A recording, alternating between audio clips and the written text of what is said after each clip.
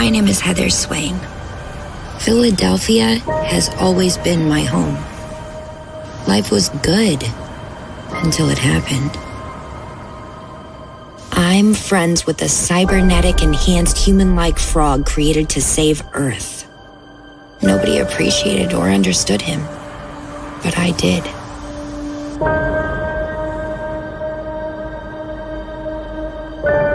We were good friends who enjoyed hanging out with a bucket from the chicken fry.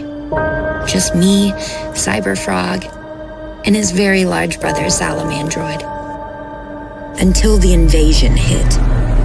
They rained from the sky. These space invader giant hornets attacked everyone, killing more than could stay alive, and covered the earth with giant blood honey hives. They can't fly near trees, so we hid in the woods, burning endless fires to keep them away, wearing red so they can't see and kill us all. The last time I saw Cyberfrog, he told me he'd track me down, but it's been decades, and there's been no sign of him. Yet I can't shake the feeling he is not gone. I believe he will return again. We need Cyberfrog and his brother Salamandroid to return and fight off these invaders, to take back our wrecked planet so we can live without fear. If you see my friend Cyberfrog, tell him I need him. We need him to save the world.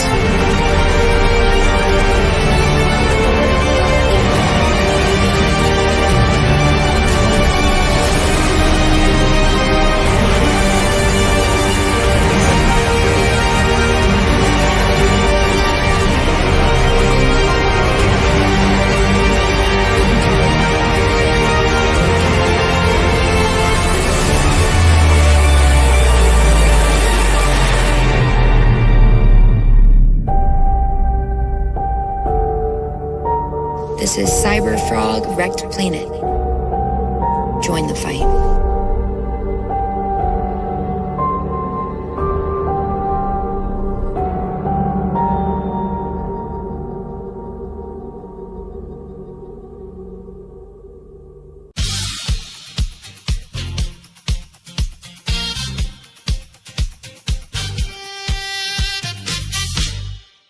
We've come a long way from its clobbering time to I will simply break you.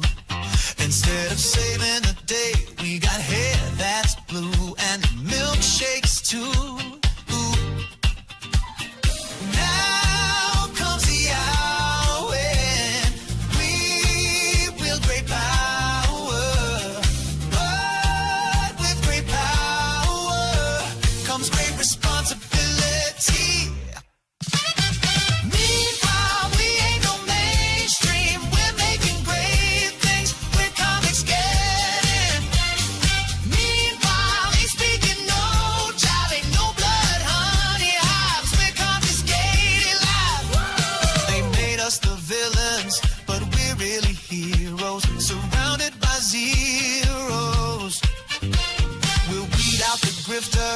The talent will soar, so stand tall and grab and all. Now comes the hour when we wield great power. But with great power comes great responsibility. Meanwhile, we ain't no mainstream. We're making great things. We're COMICSGATE. Meanwhile, ain't speaking no jive.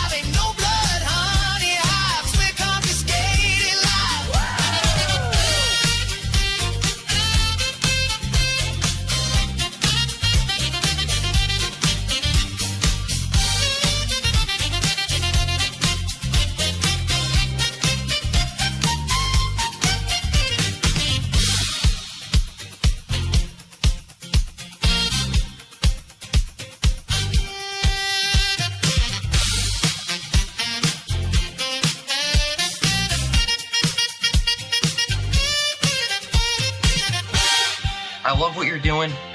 I love how you're leading the whole culture war with the comics, dude. You see, like, dude, thank you so much, man. This is like life-changing for me right now. I can't believe this happened.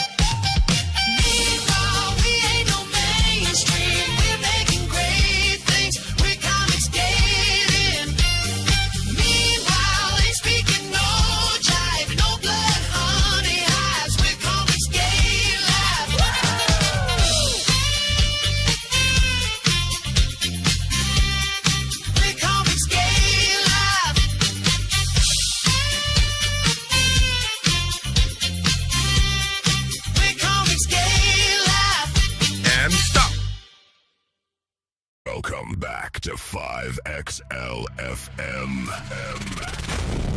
where the Frog King reigns supreme. Welcome back to 5XLFM, where the Frog King reigns supreme. Welcome back to 5XLFM.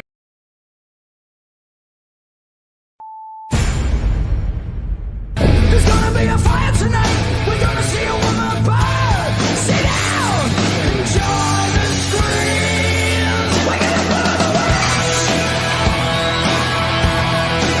We're gonna burn the witch.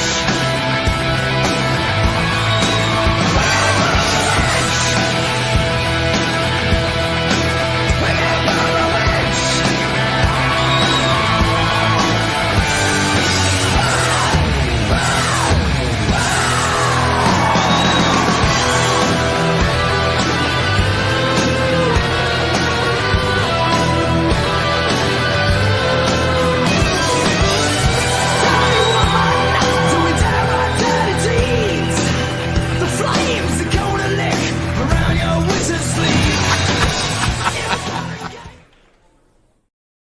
Hello, everybody. How are you? Hey, Johnny. What's up, man? Hey, I'm good.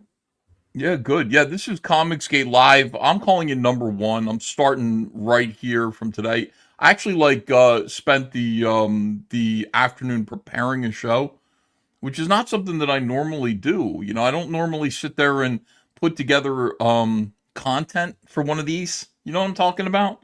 I usually just let it ride, man. I just kind of spin it, see what happens, talk some shit, get clipped, change the world. Well, That's there's what I always normally something going on, so Yeah, there's always something going on. Like, even if there's something going on in terms of, even if there's a lot going on in terms of gossip and stuff like that, there's always something going on in the culture, too. Matthew Medrano says you normally just sit. No, that's true, but, today I did actually get on the Peloton. Andrea, texted me and said, "You gonna come up and give me a foot rub?" And I said, "You're not gonna believe this." And I'm typing this while I'm pedaling, and I'm on my Peloton right now. I got my TV on. I'm watching. I'm halfway through the 5th season of The Boys. Did you watch that? Did you watch The Boys, Johnny? Yes, I did. Man, what an interesting ending. What a way for the villain to exit the stage. Yeah, I know what it is already. I can't wait to get there. And there's a video on YouTube that's like how each one of the 7 dies, and I went, "Oh, they all die? That's great." I didn't watch that. I just left that alone. I'll enjoy that later. I want to actually get there and watch all of these horrible individuals get punished through, I think, what the only way that any of these people should be punished, and that is a bloody, merciless death. So I was watching The Boys. I'm pedaling on my Peloton over there. I said I could lose if I work real hard. I bet I could lose like a pound. This week. So Ethan's says mild exercise is life threatening. Says Comic Books and Goods. Welcome to all you guys. Happy to have you here. Vasilis Lolis, for some reason not on the show, says hello. My name is CG King Vasilis Lolis, and this is a pre-recorded message. Would you consider visiting saint-lucky.com and read your copy of He Punk number 1 tonight? Johnny, that's your assignment, okay? This is what I want you to do right now. I want you to go to saint-lucky.com, and I'm serious about this, and I want you to pull up your free digital copy of He Punk number 1. I'm going to leave you on the screen here as you read Heat Punk #1. You're going to read it, okay, in its entirety. We're going to watch your visual. We're going to watch your reaction to it, and then we'll definitely get back to you. And you tell us how you feel along the way. 112 pages.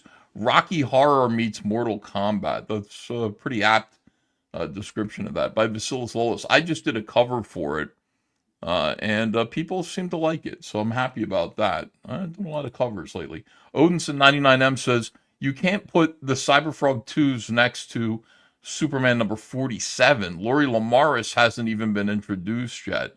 I did notice that it was like a really early, like, golden age issue of Superman.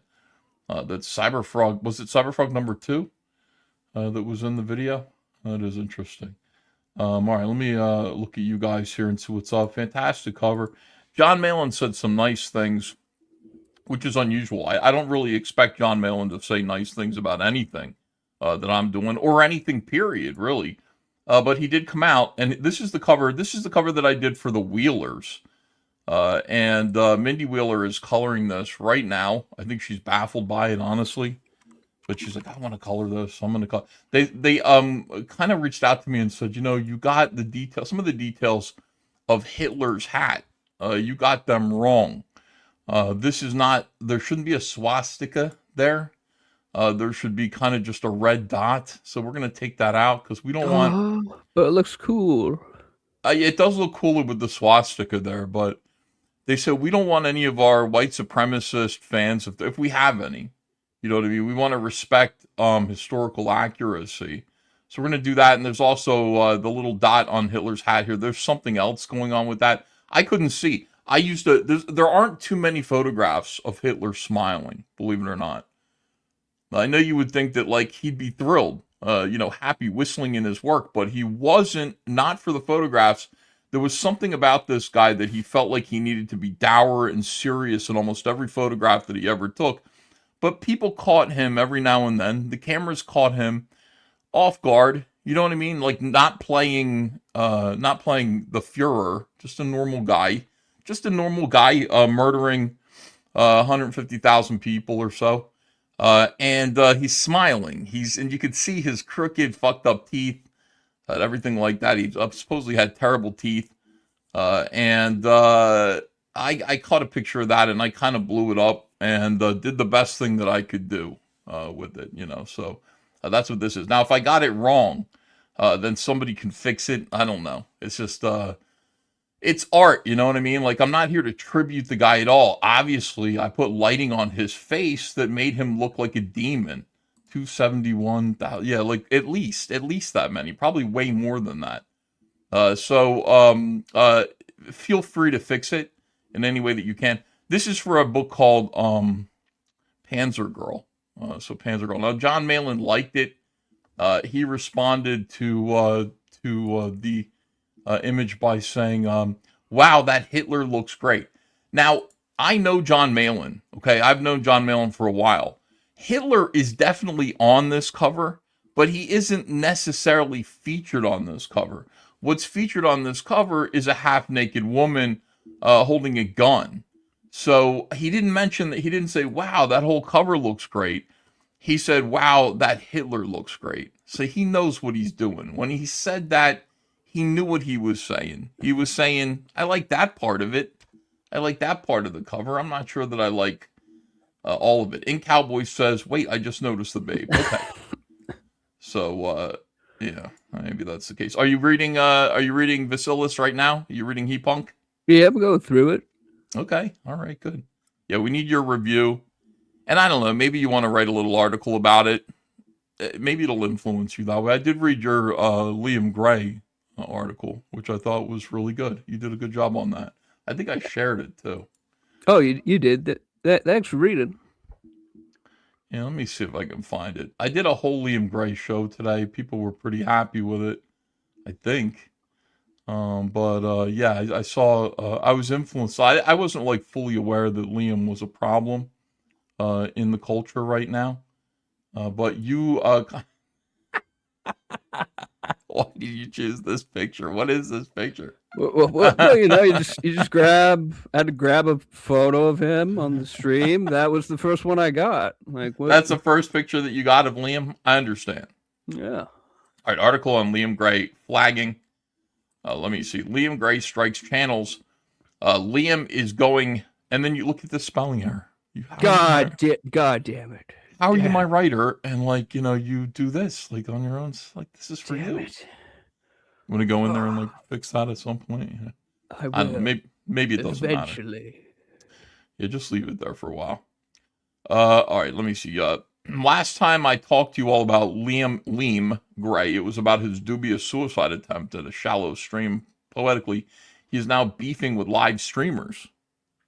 Well, you might be the first person to point that out. You know what I mean? It's interesting if somebody was going to meet their doom in a real stream, of water, but then they chose not to, diverted their attention away from that, and decided to meet their doom, flagging live streamers. That's interesting. This is okay. I'm with you again. A spelling error aside, you are a poet. Wait, no. The last time I talked about him was his attempted boycott of super killers, and it didn't work, by the way. Anyway, Katie Did, COMICSGATE promoter, was flagged for clipping an argument between Well-Read and someone else. Well-Read is most likely responsible. Oh, that's interesting. You think Well-Read was the flagger? Yeah, I forgot to include this, but when Katie complained about the flag, he had a reply. Well-Read immediately had a reply to her that was like, "Oh no, that's so bad that happened to you." Oh, really? Oh, I'm so sorry that someone did that. I wonder who that could have been who did that to you. That's crazy. He's here right now, in the chat, and he's crowing about it. He's saying, Well-Read is not responsible. Anyway, Katie Did, COMICSGATE promoter, was flagged for clipping an argument between Well-Read and someone else. Well-Read is most likely responsible, if that's your opinion. This flagging inspired Liam to make an ultimatum to Katie Did. Liam said he would flag Katie if she didn't take down her clips of him or if she ever clipped him again. He also fantasized about fist-fighting Katie. Fist-fighting Katie. What? Is that true? Did he fantasize about fist-fighting Katie? Yeah, we went over this clip on CG After Dark where it's when he's in a gray shirt and he has his arm over his chair like a villain. And at one point he's like, "For the fans fest, if you slap me, Katie, I will break you."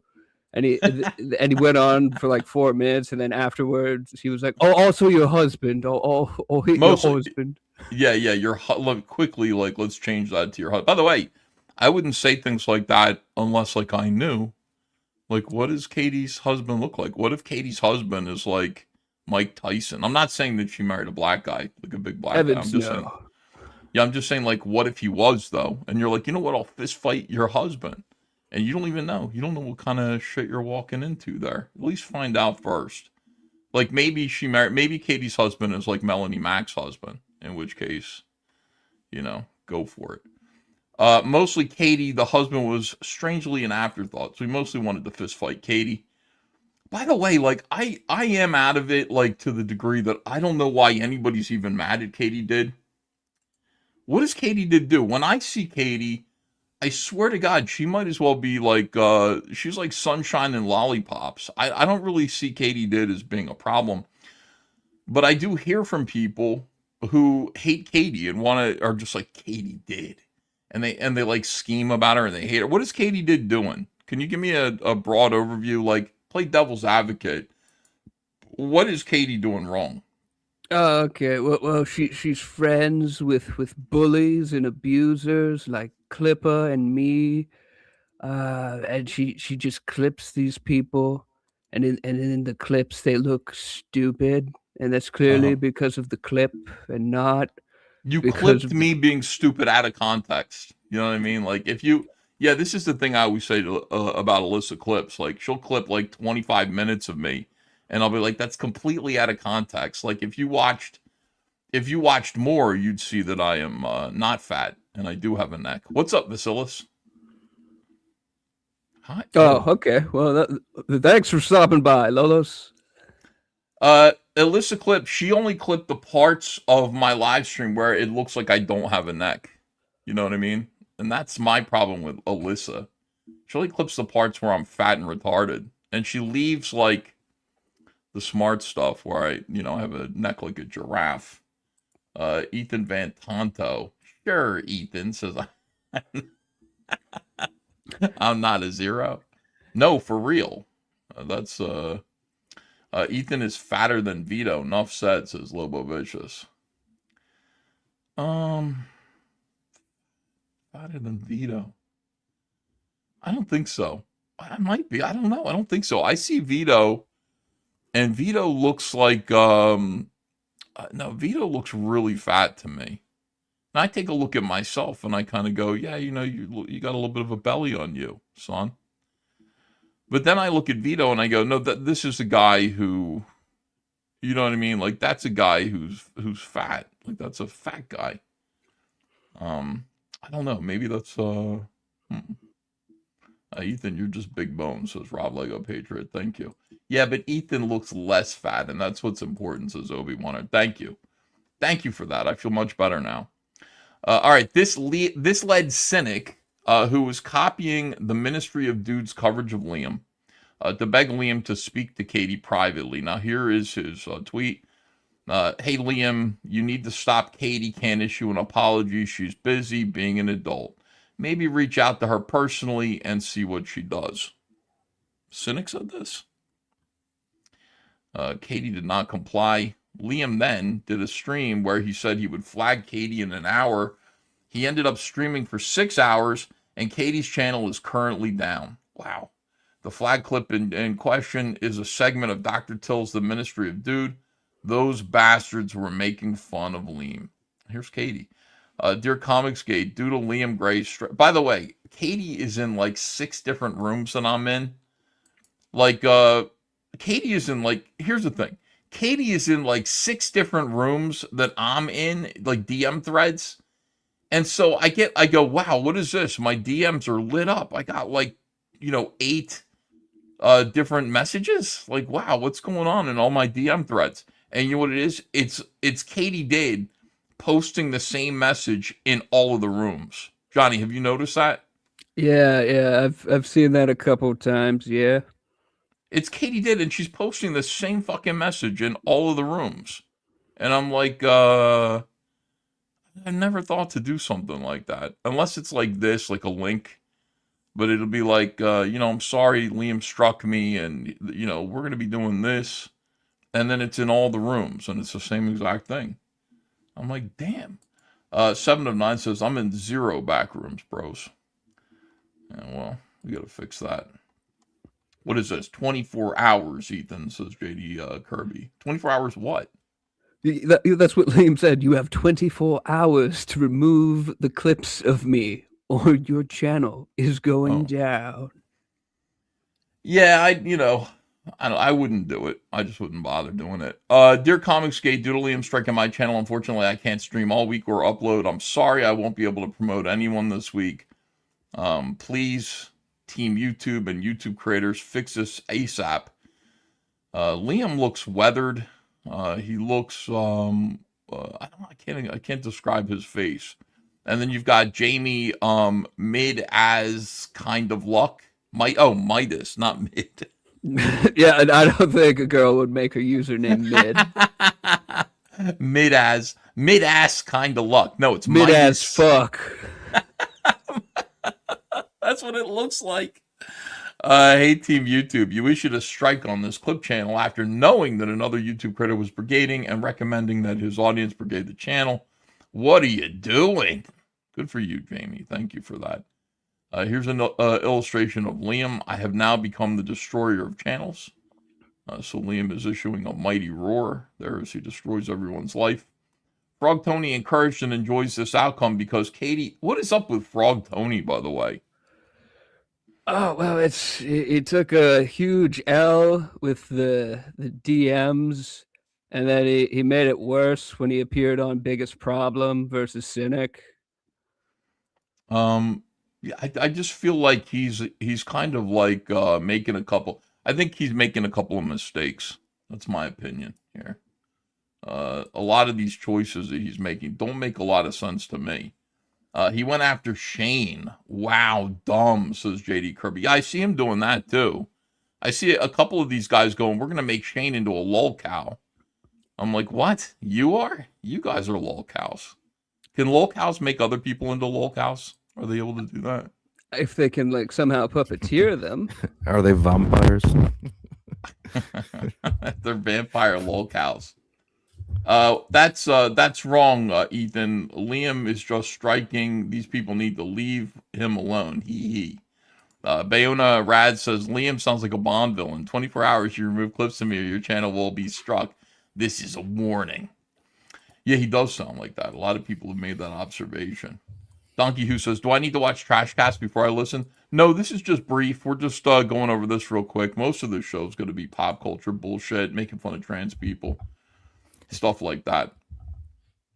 EVS, did you see Bear gave Liam the same advice everyone on FFS have said for a while, says Classa21.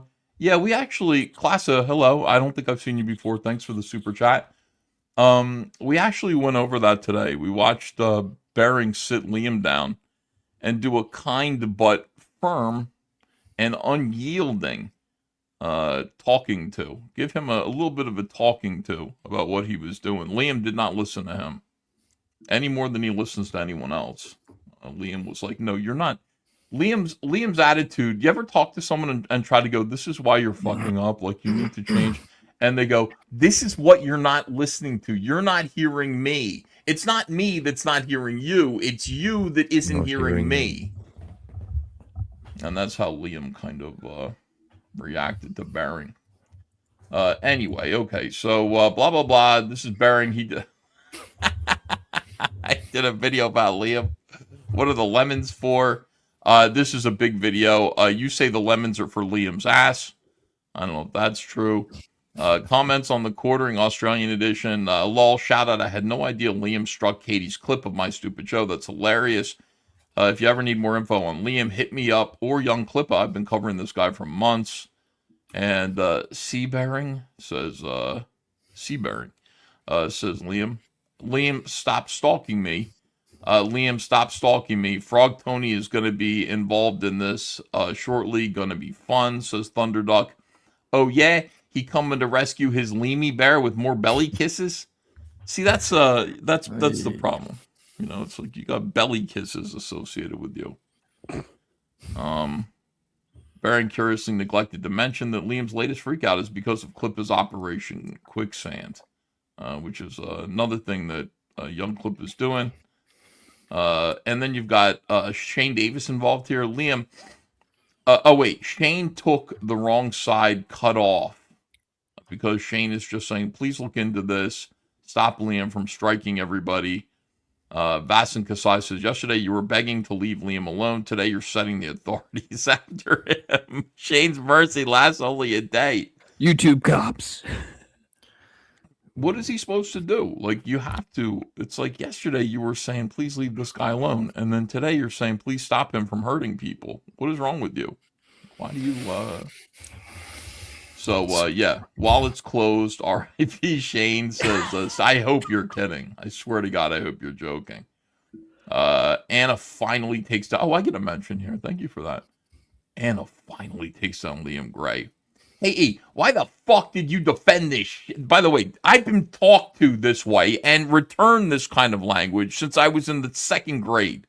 This is how people talk to me. This is my world. Those of you who come from nicer places, nicer portions of the country, hey, E, why the fuck did you defend this shithead for so long? He's clearly a highly estrogenized man, and his behavior has shown for years, yet you platformed him and allowed him into your circle. Say what you want about the Zeros, they keep their ranks pretty closed. Well, that's true, I guess. And this is how I respond. Hold on a second. I'm kind. Wait, let me see if I can find some music appropriate for my glory. People understand, like, what a nice guy I am. Or the glory. Yeah, like, they just don't understand. No, that's Pride Month music. Let me see this. No. That's more Pride Month music. It's my jams. Yeah. I'm kind to everyone. Because this is about outsiders making independent comics. I don't expect everyone to be well-adjusted or happy. As a great man once said, comics will break your heart. So there are a lot of retards and spazzes around who I treat with kid gloves because I'm patient and I believe in indie comics. Liam is great at YouTube, and Dino King was a terrific comic. He had every right to an opportunity of reaching a larger audience. It'd be great if he prized that opportunity and stayed focused, but he was more interested in defeating his growing list of critics on the internet. This is too loud. That way lies... Why is this so fucking loud? Okay, there it is. That way lies madness, and that way lies Liam. Big deal. 7 of 9 says, thank you, Ethan. You're welcome. My kindness knows no bounds. EVS, who is still kind and charitable to the obese koala, described Liam as a crazy retard. That's true, I did. Liam, take that as a hint. Oh, who am I kidding? Nothing can stop Operation Quicksand. Boots will be on the ground. So these are the kind of articles that are being written about Liam in the mainstream media. The mainstream media is writing articles like that about Liam. I'm bigger than CNN. All right, hold on. Are you finished? Are you still reading Heat Punk? You're supposed to be reading Heat Punk. Yeah, I'm still reading it. It's pretty cool. Everything looks cool, and everything Heat Punk says is amusing. Yeah, it is good. This is Vasilis. He is the creator. Johnny Rocket here, the writer of Helephant. Helephant's going to get a second chance campaign on Back Me Bro, whenever that's ready. I think that's Shane saying it's going to be ready soon. We've had some meetings about it between me and Shane and John, and I think Mandy Summers as well. But I don't, I'm not allowed to divulge the contents of those meetings. I already learned that whenever somebody has a conversation with me, and I give you a vague outline of what was discussed in that conversation in any way, that it's a betrayal, a brutal and bloody betrayal. Margaret Merkel says, I want that elephant. Oh, it's so good. It is such a good book. Like the F word and the N word are on every... Is the N word in it at all? Did you put the N word in there? It can be. It can be. Rewrites. I don't think they're introduced. Are there any black people in the book? I'm not sure if there are. They're all Italians. That's potato. That's true. Donkey Who. We should have a Discord. Request an offer from Vito, says Donkey Who. Yeah, why don't we have a COMICSGATE Discord? I think we've had that before, but like some comic skaters have had that, but it quickly descends into anti-Semitism, which is not good. Like we don't want that. We don't want anti-Semitism. Definitely not. Ethan, what do you think of the Bricks and Pieces Mormons? Says Sidney Cabeals. What is this referring to? Bricks and Pieces Mormons. Anybody know? Bricks and Pieces? No idea. I'm looking it up. Pieces Mormons. Bricks. The search for Bricks and Pieces Mormons points to two main topics: custom-built Latter-day Saint building blocks, and a recent viral internet controversy involving the Lego resale franchise Bricks and Minifigs and the LDS community. And this is a conspiracy. Okay, I didn't know it ties into that. There's the guy that was doing he was doing the expose on that Valentine guy. What's his name? Lucifer Valentine. Yeah, he did an expose on some guy that was scamming and stealing something, a big Lego heist, I think. And I didn't know that was connected to... These Mormons, they love Legos. These Mormons love Legos. Now, my fans have been good to me over the years. If you want to send me anything, you can send it to P.O. Box 607, Marlton, New Jersey, 08053. But that doesn't mean you have to send me expensive Lego sets. And some people have. I got the Death Star Lego set. and I wasn't going to open it or build it because like it's a chore. Like I don't enjoy building Legos. I have to do it for my kids. Like Ava gets like a Lego Princess Castle, and I built a piece of it, and that's it. And it stayed in the laundry room, still in the box, like in the baggies still. I built like bag 1 and 2, and then the rest of it is just fucking. It's still bagged up. It's a chore. It's a torture. It's awful to build Legos. I don't understand why people like it. Puzzles. Yeah, but that's puzzles. I'd rather do that though. I'd rather like get a nice jigsaw puzzle. I have a nice memory of hanging out with my grandpop and grandmom in their beach house in Jersey, and the windows all being open and a nice sea breeze coming in, and they're doing what old people do, and because we're kids, we're doing, and we can't do anything else. We're doing what they're doing. They brought me in the house. I had they had crab traps out on the docks, and I would like pull crabs up like in a net, and I go, and I'd fling a crab across the bay to the other dock, and I'd hear it go like that and make the best noise as it cracked into a million pieces. And they said, Ethan, come in here and stop killing the crabs. And I'd come inside and I'd put together a jigsaw puzzle with my grandmom. That's a nice memory for me. Crab killing. And and I remember, just to give that a little bit more context, the soundtrack for that moment was What's Love Got to Do? That song was brand new on the radio. Brand new. And that was playing outside. I was like, what's love got to do with it? And then flinging crabs across the dock. So that must have been 1983 or 84. Does anybody know? How old was I when I did that? You tell me. Well, I mean, was that 84 or 85? Tina Turner's What's Love Got to Do with It? Was that like, because you can tell how old I was in any year, because magically in 1985, I was in the 5th grade. In 1983, I was in the 3rd grade. So it's easy to know that. Like, I graduated high school in 1992, 12th grade. 84, so I was in the 4th grade. Too old to be abusing crabs. Did you drown kittens too, you sick motherfucker? Says Multi-Revelator. No, I never hurt any mammals. I never hurt any mammals. I did hurt a frog, though, in Boy Scouts. We had slingshots. We made slingshots, Vasilis. No, that sucks. And I took a frog, and I took him up to the top of the lighthouse, and I went... and you can fly. I flung a frog out over the lake, and I just watched him go... Ah! And I still think about that. I still think about how I killed that. I probably killed that frog. I still think He's about fine. It's the water. He probably hit the water. Obi-Waner says that is not funny. I don't think it's funny either. It's an outrage. I'm confessing it. Okay, that's a Christopher says that's messed up. I'm confessing it. I'm saying it's a bad thing. I want to apologize to everybody. I want to apologize to PETA and the animal community. I have made it right since then. I've rescued frogs from my swimming pool. I've given them food and crickets from my fridge.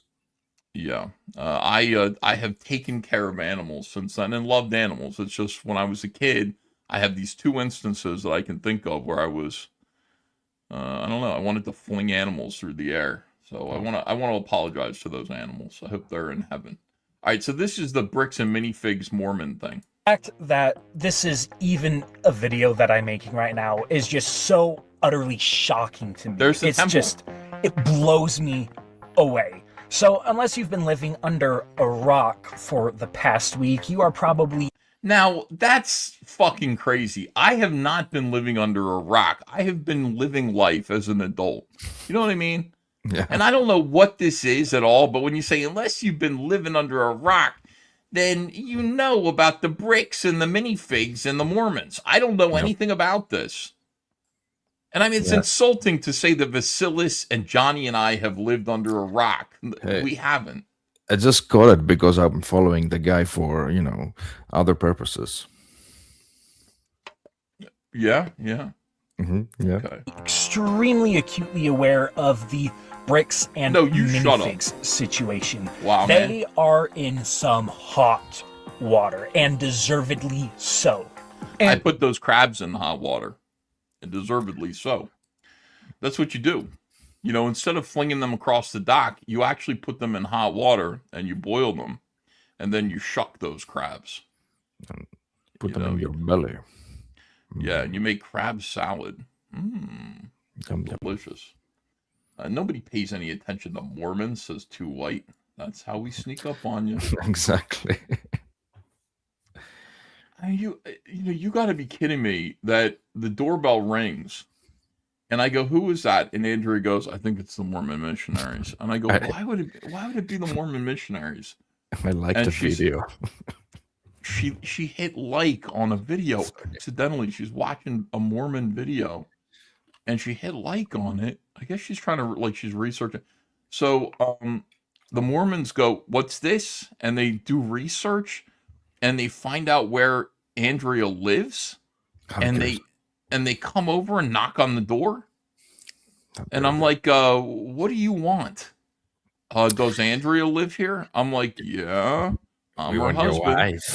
Yeah, we would like to talk to her about a plan that Heavenly Father has for her life. I'm like, what the hell? Like, why? Well, sir, she she was watching one of our videos, and she hit like on the video, and that gave us. I was just like, Mormons, what do you guys believe? And he's like, and I said, I'm just kidding. It's like I was raised Mormon. I know. Stop it. Like, don't come over here. Go bother somebody else. I don't think Andrea really wanted. I mean, maybe she did though. Maybe she did want to hear. Oh my gosh. We'll figure it out. Don't stress. Would she tell me, like, babe, if you're listening upstairs, like, I'm sorry if I prevented you from finding out about the Church of Jesus Christ of Latter-day Saints. If you want to, I'll take you to church. And the American Fork Police Department evidently... But we're not going to any church where they steal Legos, okay? If this church is our Lego thieves, we're not going. Mormons are stalkers, confirmed. Yep. Right. Yeah. No, Andrea, no, says Margaret Miracle. Did not give themselves a very large serving of integrity when they went to the personality traits buffet. Utah, now, I get American that, Fork. yeah, we haven't heard both sides of the story yet. This is the guy. When one side of the story is presenting lots of evidence, and the other side of the story is actively refusing to present any evidence and are just saying a bunch of corporate fluff, it's kind of hard not to believe the guy who actually... I believe the guy that isn't wearing a pearl necklace. You know what I mean? When did that become cool? Are you allowed to wear pearl necklaces? Yeah, but like all the wokies made it uncool. It sucked. It was cool for a moment when nobody was paying attention. Then everybody started paying attention, and it was like, no, yuck. I didn't notice people were wearing pearl necklaces. I'm very conscious of this.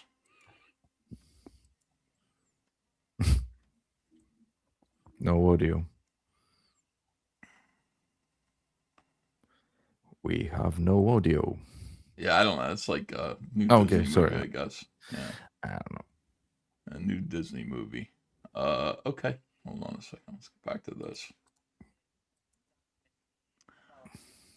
Wait, did I lose audio? Can you hear me? I can hear you. Yeah. Can you hear the video? Wait, No. I'm gonna play the. You can't hear the video. The previous one didn't have any. So you can't hear that video that was just playing? Yeah, we Was could, this- but not the animation one. Oh, you couldn't hear the animation one. Okay. That's okay, because it was noisy and it was like, it's ma'am. You know, it's like a Geeks and Gamers kind of joke. Yeah. I mean, do you like Geeks and Gamers? Nope. No, okay.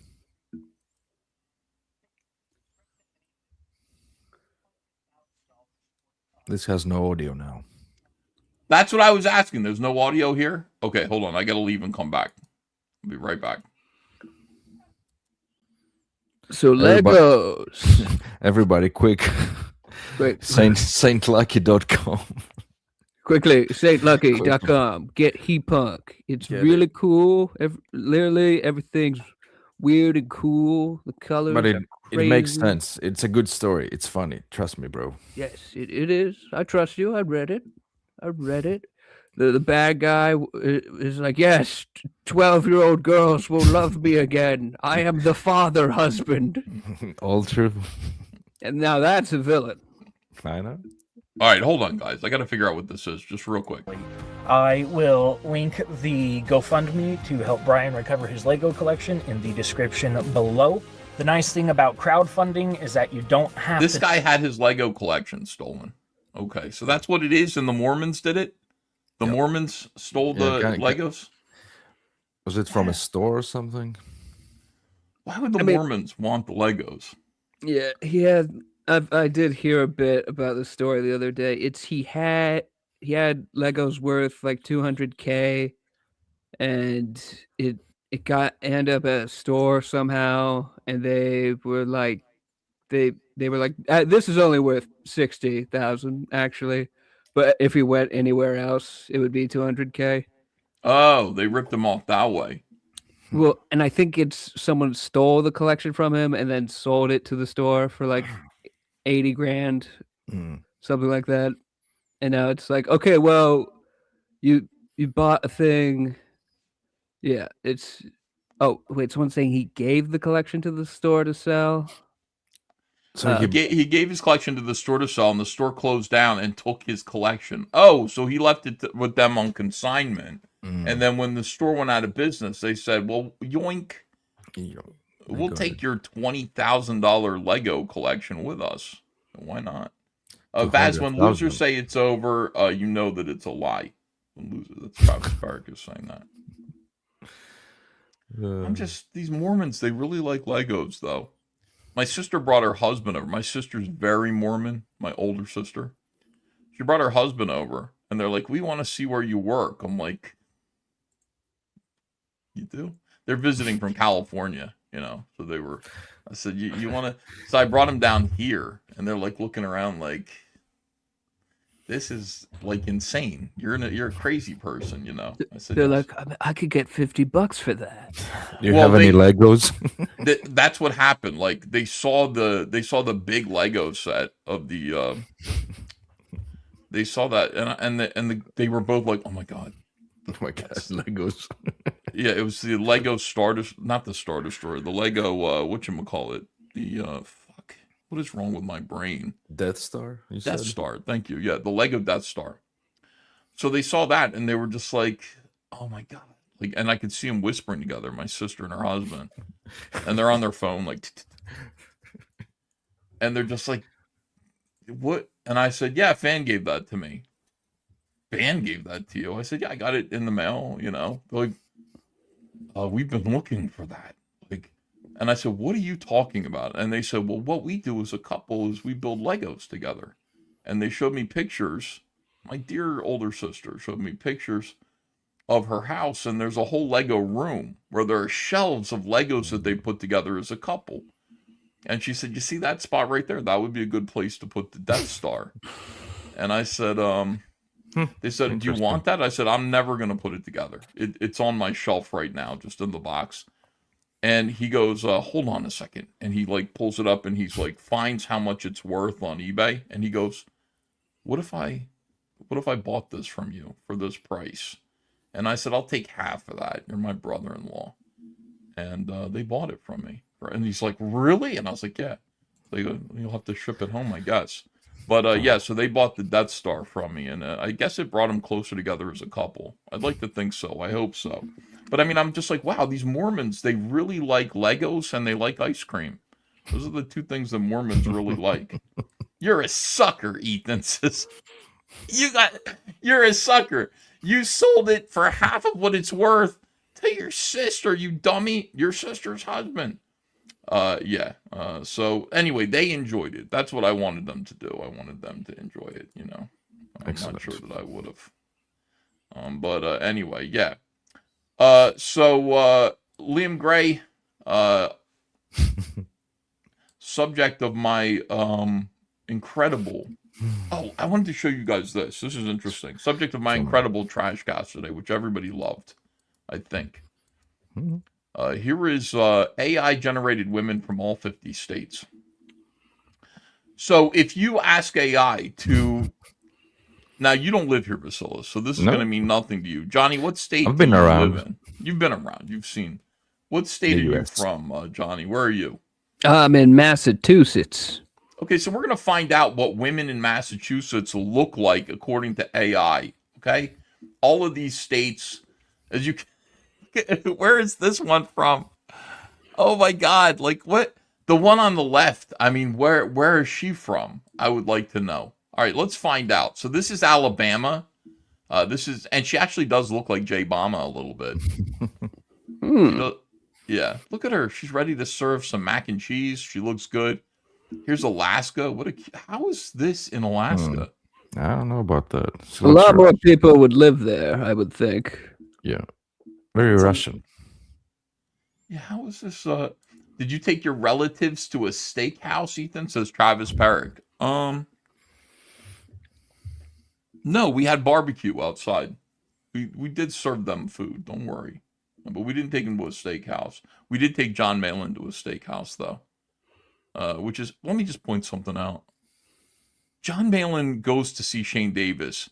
Shane Davis takes him to a Zaxby's. John Malin comes to New Jersey, and I take him to Library 2, which you can look it up, is like a 5-star steakhouse in New Jersey. And I served John Malin meat, and I paid for it, and drinks and alcohol, and crab and shrimp and all these other starters. I think about Shane, like serving John Malin Zaxby's, and it makes me want to cry. Zaxby's is a chicken fast food restaurant from the South. And they serve chicken sandwiches on Wonder Bread. On Wonder Bread. Yeah, that's what it's like. It's chicken sandwiches on Wonder Bread. You know. All right, so this is Alaska. This is, oh, look at Arizona. Hey now. Yeehaw. Yeah, I lived in Arizona for a while. Yeah, women do look like that. Here's Arkansas. Here's Arkansas. Why would you say this about Arkansas? Is it a dump like that? That's where Hillary and Bill are from. That's where the Breitweisers are from. I've been to Arkansas. It doesn't look like this. This looks like half of Johannesburg, South Africa. Yes, the other half. It's pretty intense. I don't know what's going on over there. Are you sure you want us to take this photo in front of all the garbage? Yeah, go ahead. I'm good. Go ahead. Immortalize me. Your makeup is smeared from crying and you're wearing a dirty wedding dress. That's okay. Take it. Take it. As good as it's going to get. Take California? It like I do. Is this California? I mean, that's interesting. Oh, very AI. Yeah. Very AI. All right. Colorado. Oh yeah, this is definitely Colorado. You get some like left-wing lesbian hippies, super tattooed. Weed, man, weed. Yeah, Connecticut. You get depression. I'm a lesbian. Home alone depression. How would you even define like what Connecticut is? Like, what's a person who lives in Connecticut like? Frumpy. I guess like nothing. Like, just nothing. You're nothing. It's just regular. Like, there's no identity. Delaware. Delaware. Oh, she's shucking depression. Lobsters. Okay. It is. It's fucking. Who's the photographer who used to go around taking pictures of people dying during the Great Depression? For Time magazine or Life magazine. I mean, this just doesn't. Is this Delaware? Is this what Delaware looks like? She also looks very Native American, kind of. Yeah, yeah, she does. Do they have like reservations there or something? Like, because AI must pick up on something and amplify it, like Arkansas or this one. Low Pat Waters says, I live in Delaware. That's accurate. Is it? Interesting. Okay. Florida. Oh, I got to see. Oh, yeah. Florida. Yeah. Underage. I mean, pimp car. Okay. Yeah, she looks 12. I have no comment on this. Georgia. Oh, come on. This is Georgia? You would think, first of all, Georgia, she should be black. That's first of all. I'd have say. peaches. Yeah. She should be juicy with peaches. Donkey Who says the BC Conservative Party just elected a conservative for leader. A true sample. Represent. What's BC? British Columbia? Or is that before Christ? What is BC? Make it bigger, Ethan says Combo 1. Okay, I will. I'll make it a little bit bigger, but, you know. I have an ad blocker here, which is blocking some of it. So that's as big as it can get. All right, here's Hawaii. Oh, look, it's Miki Yariyama. I am COMICSGATE Queen. Nah, not really. She should be a lot fatter. Yeah, like Hawaiians eat a lot of pork and like pineapple. Oh, they do. You know, they should be a little bit fatter than that. By the way, if you said pineapple on pizza in Hawaii, they'd be like, yeah, so what? I heard there's a lot of rape in Hawaii.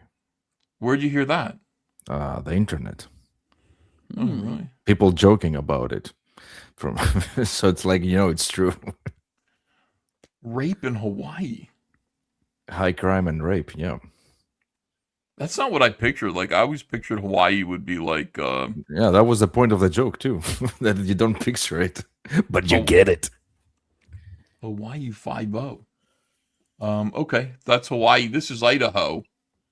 Oh, that's Brittany Venti. Yeah, that is Brittany Venti. And she's like a potato farmer. She looks like she'd rather be anywhere but there. Like, you look at her, she's like, I'm happy in Hawaii. Welcome. Also, puzzled, kind of. A little bit puzzled, kind of like, I'm sorry, are you here to take my virginity? The rapists aren't so bad. Yeah, well, I mean, that's what she's saying. Are you here to rape me? Like, point in case. She's like, you're here to rape me, aren't you? You're here to take my virginity, aren't you? You know what I mean? Like, it's the same thing, but it's like, You big ripper. Yeah, you ripper. Illinois. Oh my God. How is this Illinois? Whoa, action shot. Yeah. That should be Alaska. What the fuck? Oh, yeah, but yeah, Illinois does have crazy winters, blizzards. It's the windy city, so it blows your hair all around, I guess. Like, that's the point of this. All right, so that's Illinois. Indiana. Indiana. Oh, she's pretty. Oh, she's very interesting looking. Very old American Gothic. Yeah, she's in the corn, She looks like, I don't know. She looks like she's sick of my shit. But most women look like that, honestly. I probably look at me. Yeah, I probably project that onto all women. I'm like, she's sick of my shit. But I've been to Indiana quite a bit, and Indiana is where I first got to know born-again Christians, because I didn't really understand born-again Christians, but like Matt Martin was born-again Christian, so was Trent Kanuga. They were all in Indiana. And yeah, like they'd never seen any horror movies. So I said, you didn't see any horror movies? They said, no, of course not. I said, you didn't see Dracula? No. Of course, why would we see that? It's of the devil. I said, Bela Lugosi's of the devil? They said, yes. So I said, okay. And then I went to a couple of big tent revivals, Christian revivals, which I thought were interesting. They mostly seemed like hookups for teenagers. Like it seemed like everybody was there to sort of meet, meet people. Very archaic. Yeah. Then we meet. Then we have sex. We're here for Christ and cock. Yeah. And I never told anyone this, but I hooked up with Matt Martin's sister at that revival. And she was beautiful. Trent wanted to go with her too. She was beautiful. She came after me, okay? And I was kind of like, I have a girlfriend, but like I did hook up with her. And self-defense, because she was going after you. Yeah, she was coming after me. So I just responded the way you're supposed to respond, which is, So, but yeah, Matt later told me, he said, you really blew it with my sister, man. I said, what are you talking about? He said, she wanted to like go with you. And like, I said, I know. Hopefully she's doing good. But yeah, that was, I think about that sometimes too. I'm like, what the hell was I doing as a teenager? What was going on? I was not very aware of my surroundings, I think, It's like, oh yeah, of course Matt's sister is going to come on to me and hook up with me. Of course. What am I going to do? I have a girlfriend. Matt could have been my brother. In another reality, you could be in that cornfield. Don't say press X to doubt. Like, you guys can ask Matt. Matt will tell you that. It is true. No, I didn't. She was a Christian. We just made out, you know? She's a little Christian girl. All right. Anyway, here we go. That was it. So this is India. She didn't look like this at all. She's very pretty. Iowa. Oh, God. Oh, my God. Like, this is what they got going on in Iowa, huh? Is it mostly old people? I've driven through Iowa. Iowa, I remember driving from Arizona to New York and having to drive through Iowa and thinking, because we had to stop there. I think we stopped and stayed in a motel because we were moving. I was driving a U-Haul. And I remember turning on the TV and watching the news, like the local news, and being like, why is everyone so ugly here? And really like pointing it out, making a mental note and going, like, the people that are on TV should be the best looking people. Local news, they should be attractive people. They're not even hideous local creatures. Oh my God. I was like, why is Iowa like this? I said, who, like, and I made a note of that. I said, first of all, it's not, she's right. She's got corn there. It's like, you know, yeah, you do have corn. I did see the corn. But yeah, also I just noticed, I was like, why is everybody here so ugly? I don't want to be judgmental, but I did make a note of that, guys. Creatures. And grannies of the corn. Yeah, because I grew up in the heart of the heartland. You ever hear that, Johnny? No, I've not. Yeah, I mean, that's like Iowa people are unique. I in wanted a lot to of send ways. you some of that stuff. Like I found some new subjects that you might appreciate from the outsider spectrum. Oh, really? Yeah. All right, hold on. It's like I want to play I Grew Up in the Heart of the Heartland because some people like it. And they, so this is, okay, real quick, like this is what Iowa looks like. Like these two individuals, like they were on the news and I was going, why are they like this? Like, why does Iowa look like this? This is a song that was written by this guy here. Mark's in the hospital right now, but so you don't forget whose program this is, here he is singing his favorite song. I don't think songs need a lot of words. They don't. I like to keep things simple.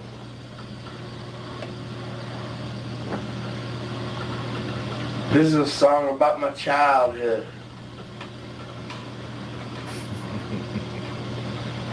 I grew up in the heart of the heartland. I grew up in Iowa. I grew up in the heart of the heartland. I grew up in Iowa. I grew up in the heart of the heartland. I grew up in Iowa. I grew up in the heart of the heartland. Sing it, brother. I grew up in Iowa. I grew up in the heart of the heartland. I grew up in Iowa. I grew up in the heart of the heartland. I grew up in Iowa. I grew up in the heart of the heartland. I grew up in Iowa.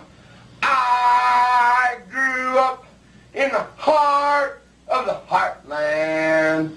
I grew up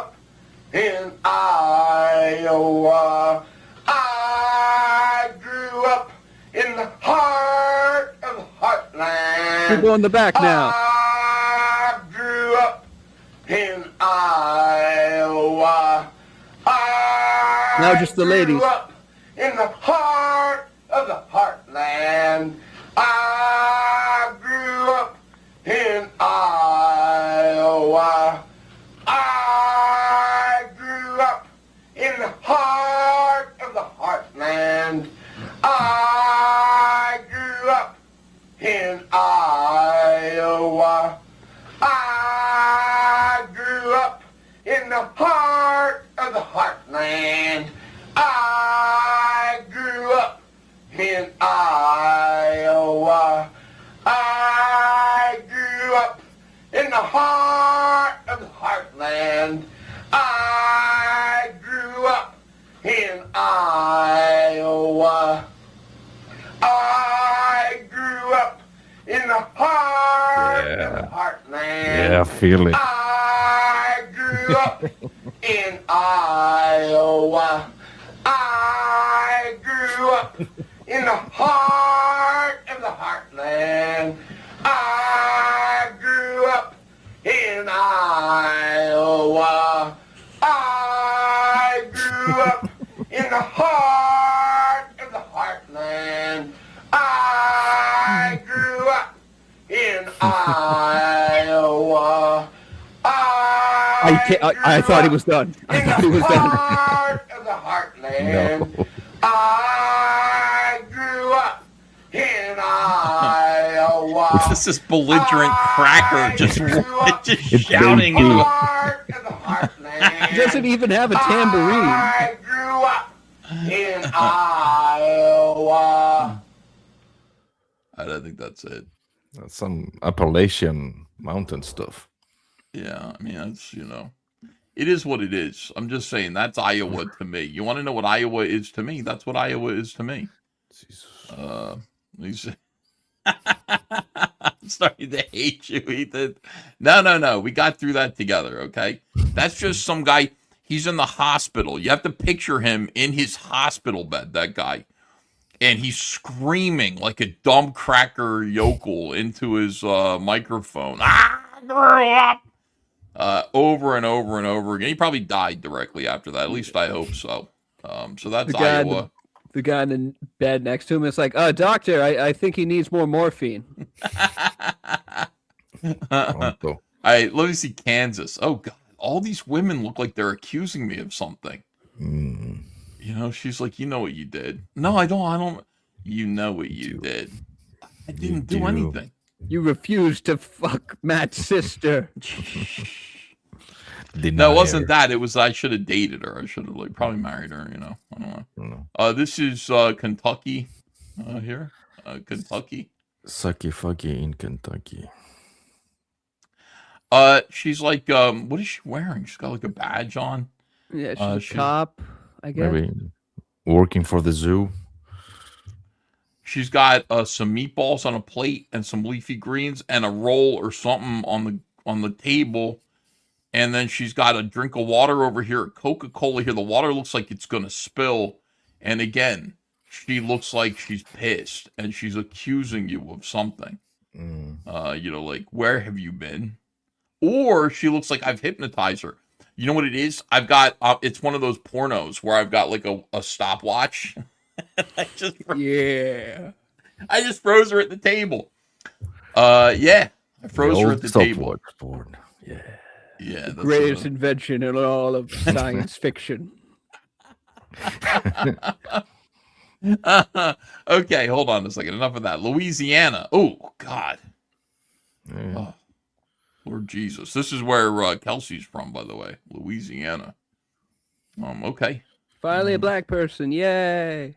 Yeah, is this Louisiana, some city in Africa? Louisiana, Uganda? Or is this Louisiana, United States? Uganda, be kidding me. Here's Maine. Oh, my God. She's got, like, lobster hands. The editor did not catch this. Yeah, the Maine natives, they do. That's how you can tell whether or not someone's from Maine, is if they have lobster hands or not. They got the Ethan, I forgot the last line of the song. Can you play it one more time? Says Doc Brewski. Big Pooh's like encore. Well, I mean, listen, he's giving me $13.99 Canadian. But JD Kirby says enough. And here we go. Well, where's that damn kid now? I need to release, says Chris Benoit. Pains me to know that Ethan finds me annoying. I'm here for the talent, says Donkey Who. I don't find you annoying. TC402 says make it stop. Ethan, most people will take hooked up as sex, says Joshua. No, okay, let me just clarify that. No. We smooched a little bit. Okay, it was very romantic by a lake or something like that at night. And it meant very little to me, but it meant a lot to her. And then I guess like she told her brother, and her brother was hoping something would happen, but nothing happened there. But so, here we are. Yeah, Matt would be my brother otherwise. JD Kirby says Dystopia sketch card 1-1 on eBay right now. Deal. Yeah, go grab it. Let me see. Ethan, let go of my Lego, not ego, says Travis Perrick. And Yurash Mataru says, this guy kept talking to the cops without a lawyer. Oh, the guy with the Legos? Yeah. I hear you're selling wrenches. I treat chat like they're my beloved family, says Chris. But Chris, you murdered your family. I will not have you abusing my chat, my beautiful fans. And they are my fans, I'm sure of it. The way that you abused your family. All right, so this is Maine. This is what a Maine woman looks like. Okay, all right, here we go.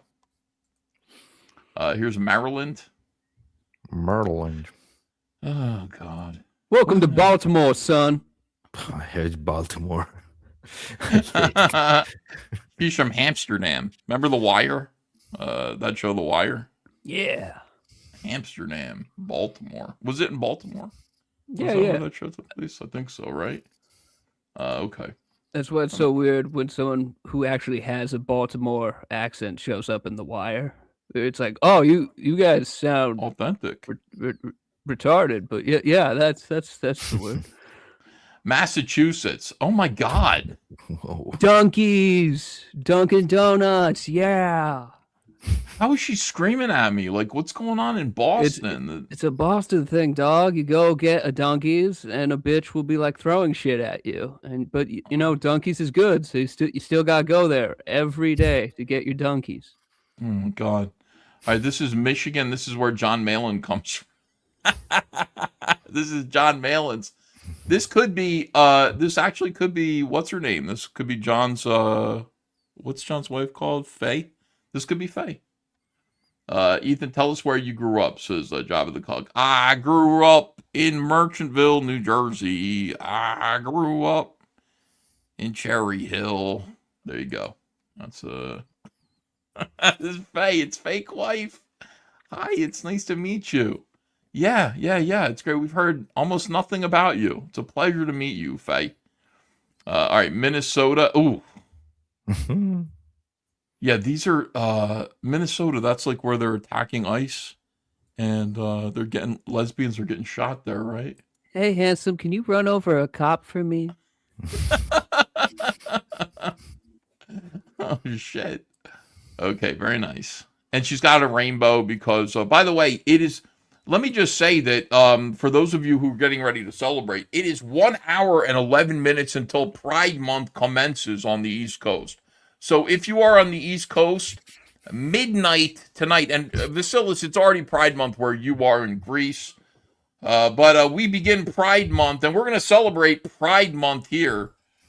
We're going to celebrate Pride Month on Comic Artist Pro Secrets COMICSGATE live show. Absolutely. It starts tonight at midnight. We'll immediately get gay. Don't worry about that. There will be gayness. And everybody get ready. It is Pride Month. Are you guys already celebrating it? And Cowboy says, I'm celebrating Snide Month. Oh. Yeah. January or June 1st. June 1st is the beginning of Pride Month.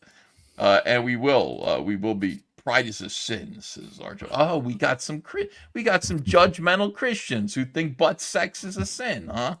Oh, great. Okay. Well, this is going to be celebratory, all butt sex, all June, all sodomy, all June. We will be celebrating it with the homos. Smiller has something to say, says in Cowboy. Not around here, he doesn't. Not anymore. We silenced him. Mississippi. Oh shit! What? This is Mississippi. Oh, That's not looking great. Not looking great. Not.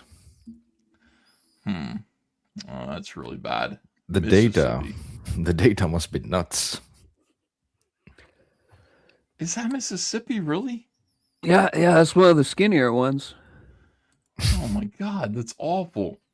Missouri is this woman here who's cooking some. What is she cooking? Looks like some tongues. Looks like she's cooking human tongues on that grill. But there she is. Hello, child. The McDonald's closed down, so I'm out here cooking tongues. Oh, this is Montana. Hello. This is a nice woman. Mm-hmm. You could kind of get earthy with her. She'd be into vegan food. Like, she'd be like, just because, what we do is we run a buffalo ranch.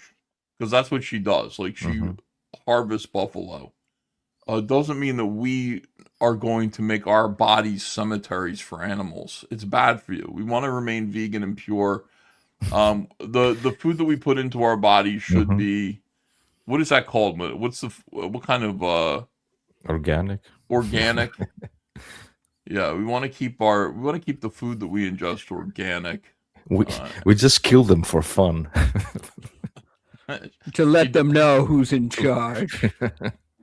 She does anal to stay pure, says Big Pooh. Well, that's okay. I didn't know. I mean, she probably does, actually. Very religious. Yeah. These AI renditions suck ass, says Joe Gnome. Why don't you get in the spirit of things? Did you see Mississippi? That looked exactly like every woman from Mississippi I've ever met. Okay, hold on. Here's Nebraska. Oh, they all look like they're mad at me. They all look like they're mad at me. The store in the background, go ass? Is that what the store in the background says? Go ass? Yeah, it says go ass. She looks at me like, she's like, you put something in my drink last night, didn't you? I know you fucking did. And you said, go ass. Yeah. She looks like Dawn Coleman. She does. Oh, shit. Oh, my God. Is she flirting? Says, no, I don't think so. She doesn't look flirty to me. Not at all. I mean, maybe to you. I don't know. She's looking at me like I've been following her for a while, and it's starting to become noticeable. Disdain and misery. Yeah. Courtship. I mean, I would say to her, like, you'd be pretty if you smile more. And she would look at me like this even harder, You didn't warn her and you nutted in her mouth, says Mark Taylor. Ooh. In the parking lot? Why is she so mad? All right, hold on. Let's go. All these women are mad at us. Oh, here we go. Nevada. She She's looks loud. like... Yeah, okay, so what's your impression of this woman? She definitely is like very open to sex, and she squirts, which is like, you know what I'm saying? You can already like she's really like healthy and into sex and into her body and very willing and eager because she ain't getting no younger, and she's trying to keep her body together. She's a cougar, and her son is like, none of you better fuck my mom, please. It's my birthday. do not, just for today, don't fuck my mom, okay? Please. Take a break, guys. Fuck me. Her mom. Oh my God, her kid's around, and you're just like, oh my God. She's 50 years old and looking for a man, says William Wellborn. Yeah. Well, I'm just saying, guys, grow up. Like, seriously, like, we're adults here. You know what I mean? Yeah. Fucking hell, Ethan, says Doc Brewski. Okay. Come on, guys. Lighten up, guys. This Lighten is up. just women. Yeah, it's just women. There's nothing wrong with that. Ovaltine Patrol says, I was reminded of I Put Something in Your Drink by Louis Jabbar Jr. here on YouTube. 1 minute, 39 seconds of 2010's humor. We might have to look into that a little bit later. She queefs. No, I don't think so. I don't think so. I think she's healthy. Like, she looks after herself. I think she probably smells very strongly of, something like, what kind of perfume? Coconut. Yeah. Coconut oil. She scrubs her body with like coconut oil, and she smells like it, and suntan oil at the same time. And maybe that's the same thing. I don't know. But she smells like formaldehyde. You guys have never met this woman. You don't know who this woman is. You guys are acting like this is an old lady, like the Ohio old lady. No, She's no, a no. party girl. This is a woman who's like stays young. She clearly, like you'd be overwhelmed by her sexuality. You would be overwhelmed by it. You'd be like, "Whoa, slow down, mama." Yeah, her pussy's like a dick guillotine. I got you, dog. I'm picking up what you put down, homie. You know what I'm talking about, right? Yeah, I mean, surely you've met this type of woman, So, New Hampshire. So this is what this is what you guys are talking about. You understand the difference between this and that? I mean, they're both probably the same age. You know what I mean? Different vibe. Whole different vibe. Maybe buy some tires or a 1967 door. Yeah, like she's her husband died and she never really bothered to do anything about it. Like he's still sitting Bury in his him. chair. Yeah. He's still I mean, this is like I don't know. I would say this is Ed Gein's little sister, like she is I mean, look at that truck behind her and everything. Very interesting. Where is this? Did they say Nebraska? This is New Hampshire. Yeah. I mean, what the hell goes on in New Hampshire? I don't know. I've been there. It was just like sparse, I guess. Yeah. She's a trans Cartman, says Polygonist. Ooh. Yeah. And she squirts too, by the way, but like from her eyes. Like but grease. It's like grease. It's like pickle juice. You know what I mean? It's like pickle dickle juice. All right, enough of this. Hold on a second. Let's go. No, New Jersey. Let's go. Oh my God, you sons of bitches! You gave us Snooki for New Jersey. Well, yeah, that's a Jersey girl for you right there. She tans. She's, Italian. She thinks she's a princess. Lots of hair. She slaps someone at every party. Tall hair. She traps someone at every party. Slaps. Slaps. Oh, very physical. Yeah, very physical. Yeah, she wasn't even from New Jersey. I know she's from like Snooki is from Staten Island, but they keep because she vacations in New Jersey. That's like Jersey Shore girls. I thought she was from Chile. Oh yeah, that too. Like her family is, but where she lives and where she grew up and culturally, she is straight up Staten Island or something like that. From Who Cares, says Ovi Ravioli. Yeah, this is a Jersey girl, and I mean, aside from the weird decorations that she's wearing, I've never seen a girl wear this stuff in Jersey. She's clearly on the boardwalk here, Long Island, Long Beach Island. I have, I grew up with girls like this. So these were the girls that were in my high school and in my elementary school. And believe it or not, they were all Jewish. Mostly Jewish girls, not Italian. All right, New Mexico. Here you go. A nice, Here's a plate of shit, mijo.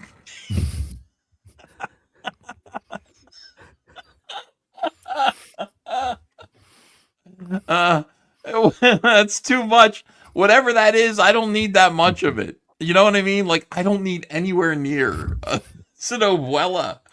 I don't need anywhere near as much as you have on that plate. I don't know how many people. No, you eat now. No. How many No. people are you feeding? Like, she's probably got like 13 people living in that house.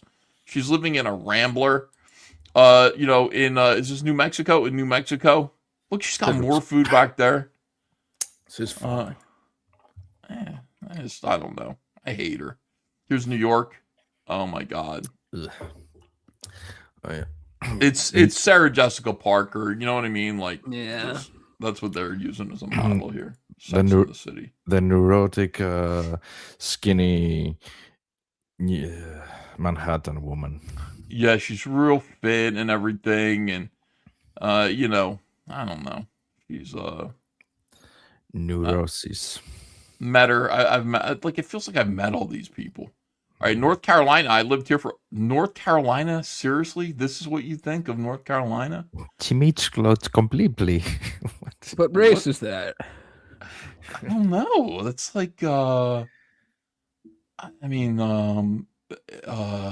Gibberish.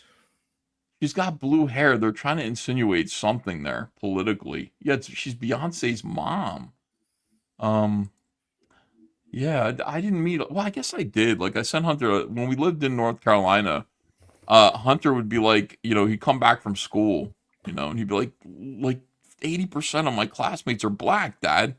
I'm like, what? Where did we move you? Like, I thought when we moved to Charlotte, North Carolina, I really thought it was going to be mostly white people. I was so wrong about that. But he was just like, yeah, like 80% of the kids in my class are black. It's really weird. So moved to New Jersey, and New Jersey, his high school in New Jersey, 100% white. And it's New Jersey. Like, how do you say? We moved to a neighborhood where it's like 100% white kids.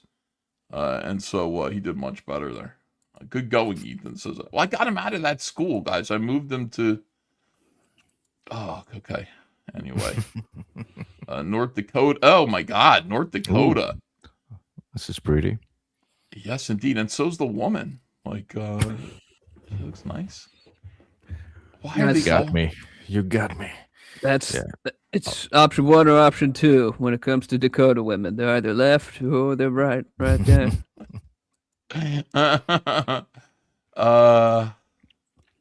Yeah, again, she just looks angry with me. I don't know why. Ohio. Oh, here's a.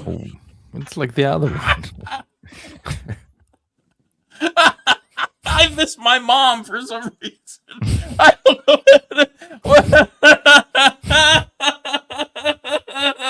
She's sitting in a pile of trash with an American flag.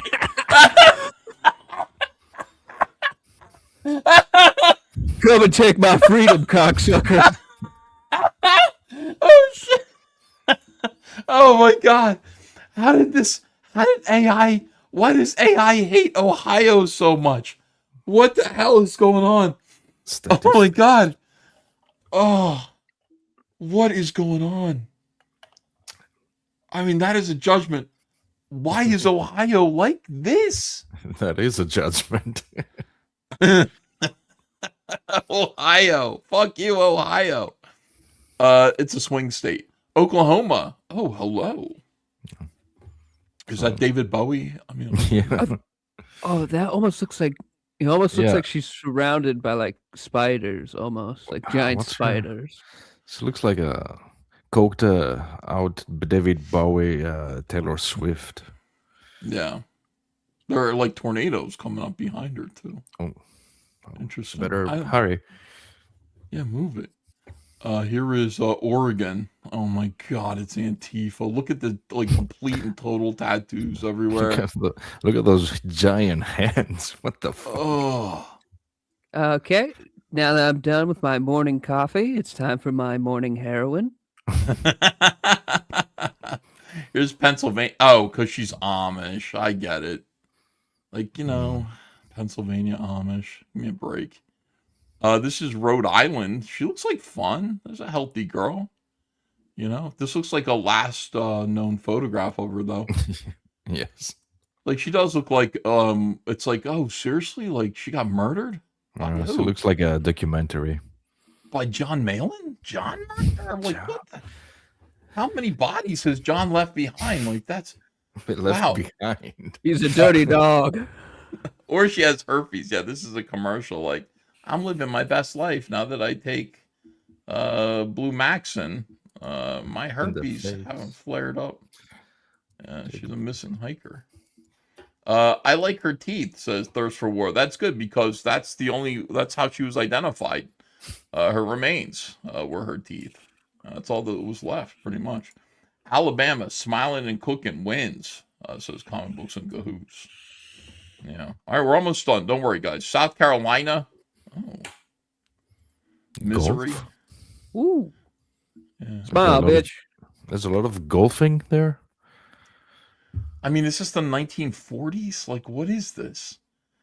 South Dakota. You got that is a man. That's either a man or a Native American. It's one of the two. I guess it's a Native American. She's lovely, high cheekbones and everything. Tennessee. So it looks like a previous one. A face. Yeah, they're all miserable people. Here's Texas. Why isn't it a cowboy hat? Also, she should be Indian. Like Texas is Indian now. Yeah. I'm just glad that she's Caucasian. Like Indian, like Bow Wow, or Indian, like 7-Eleven. Okay.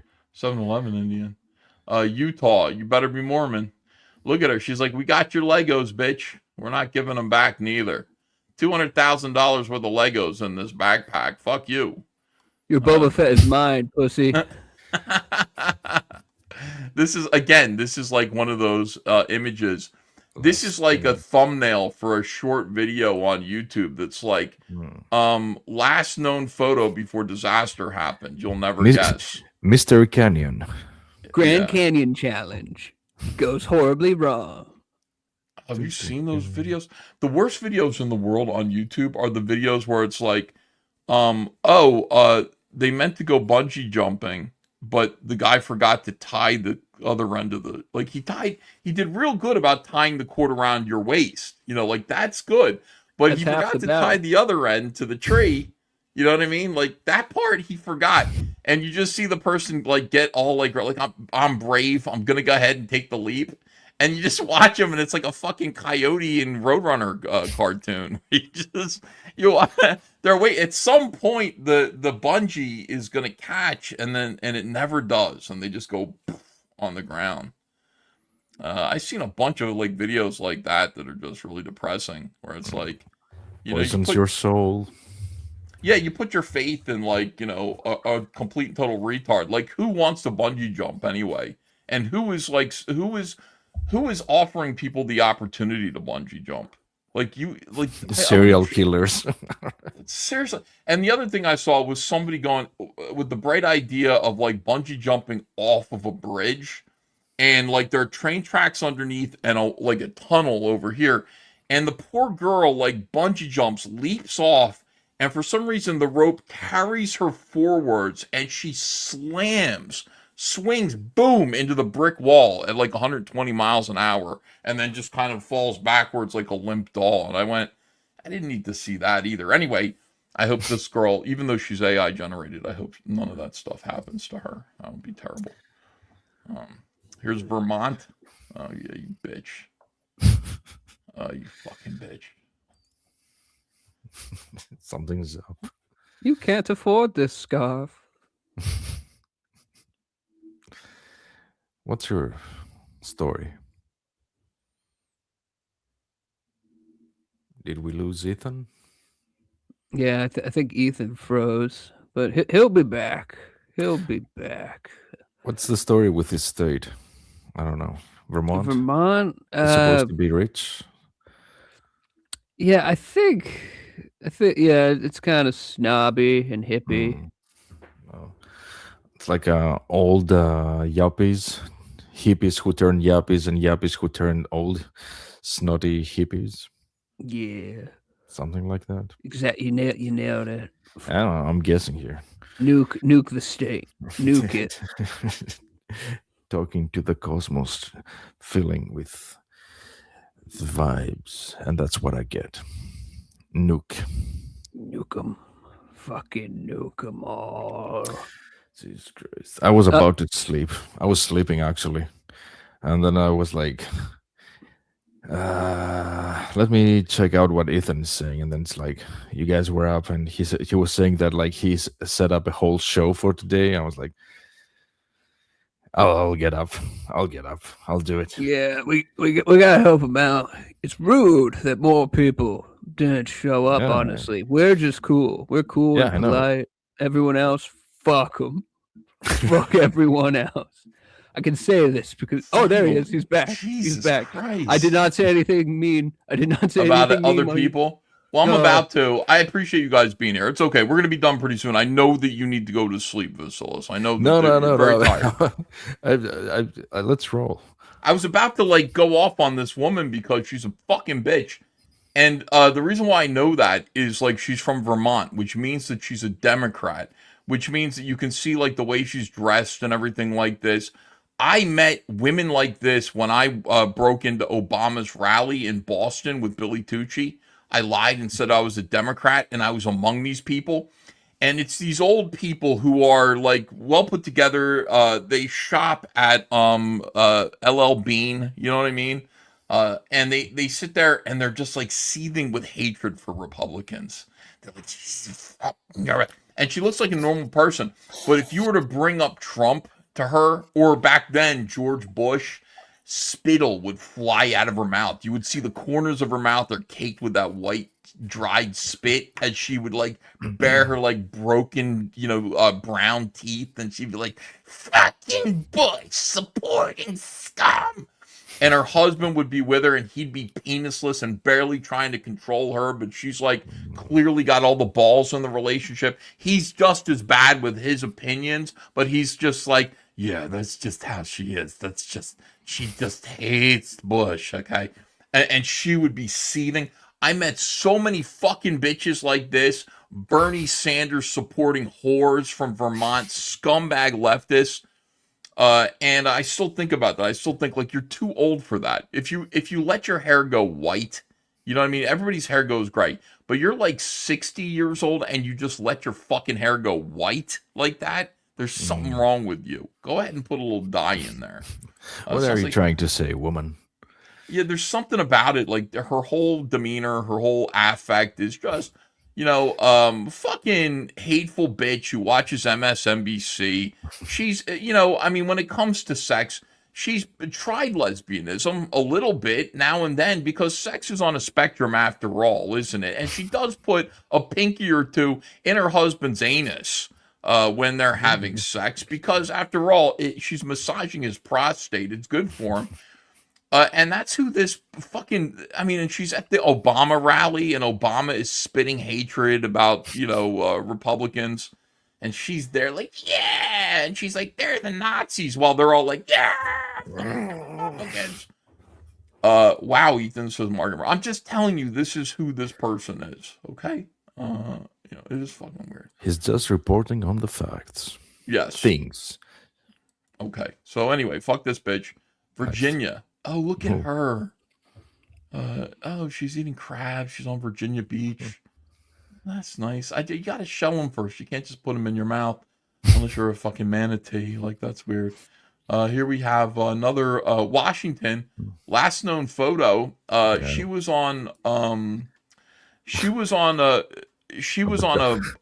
she's like in a camper van tour of the upper Northwest with her boyfriend.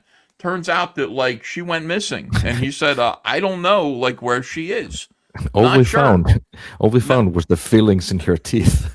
Nothing else.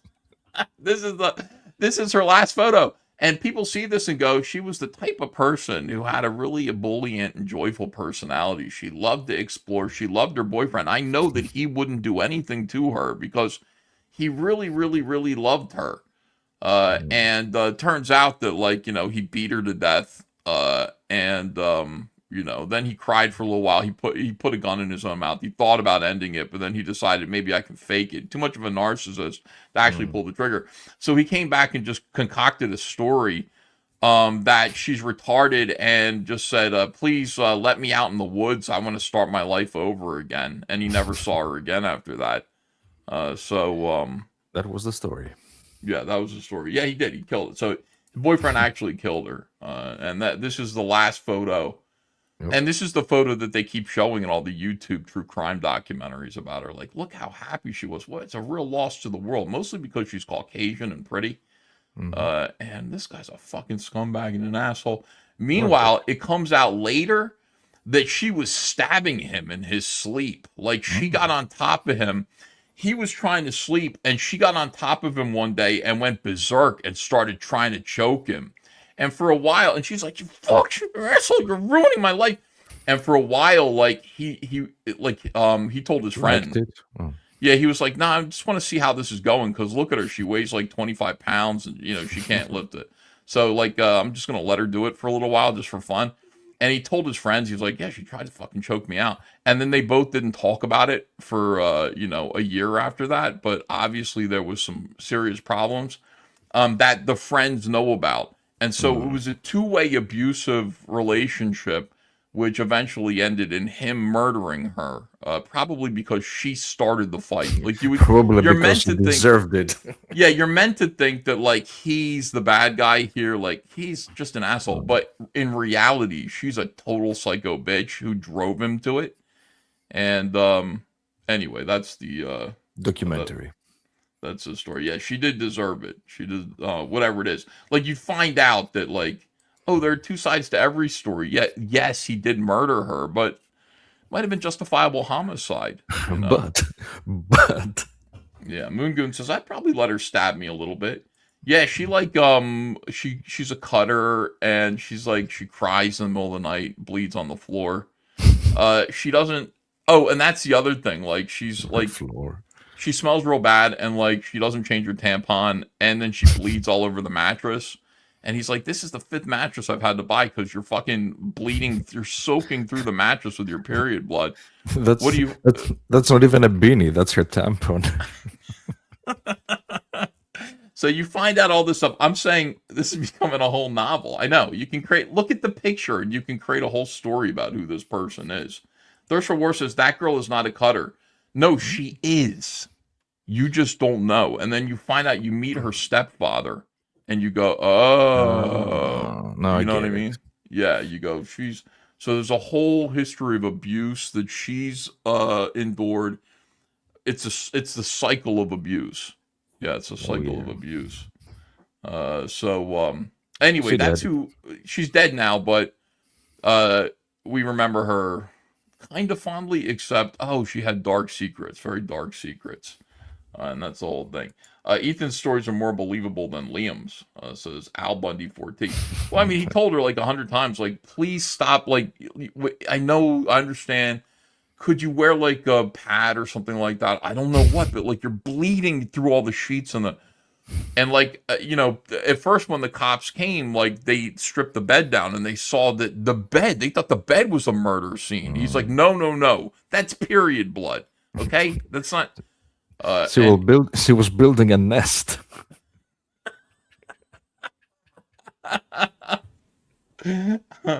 Yeah, I'm just saying. All right. So this is why Ethan is no longer allowed to write lyrics for Bon Jovi, says Hamilton Berger. Well, I mean, I'm just trying to illustrate a story.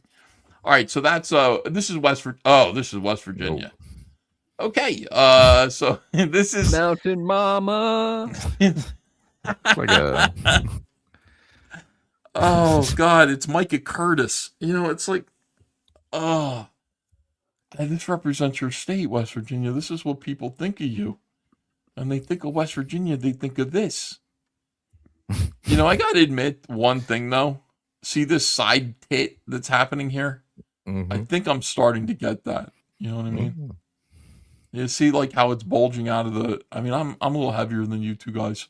A little bit, So I'm a little bit concerned when I wear a tank top. I have black tank tops, and when I wear one, a little bit of bulge comes out here, like out of the top, and not like this bad, but get a different cut. The shirt needs to change.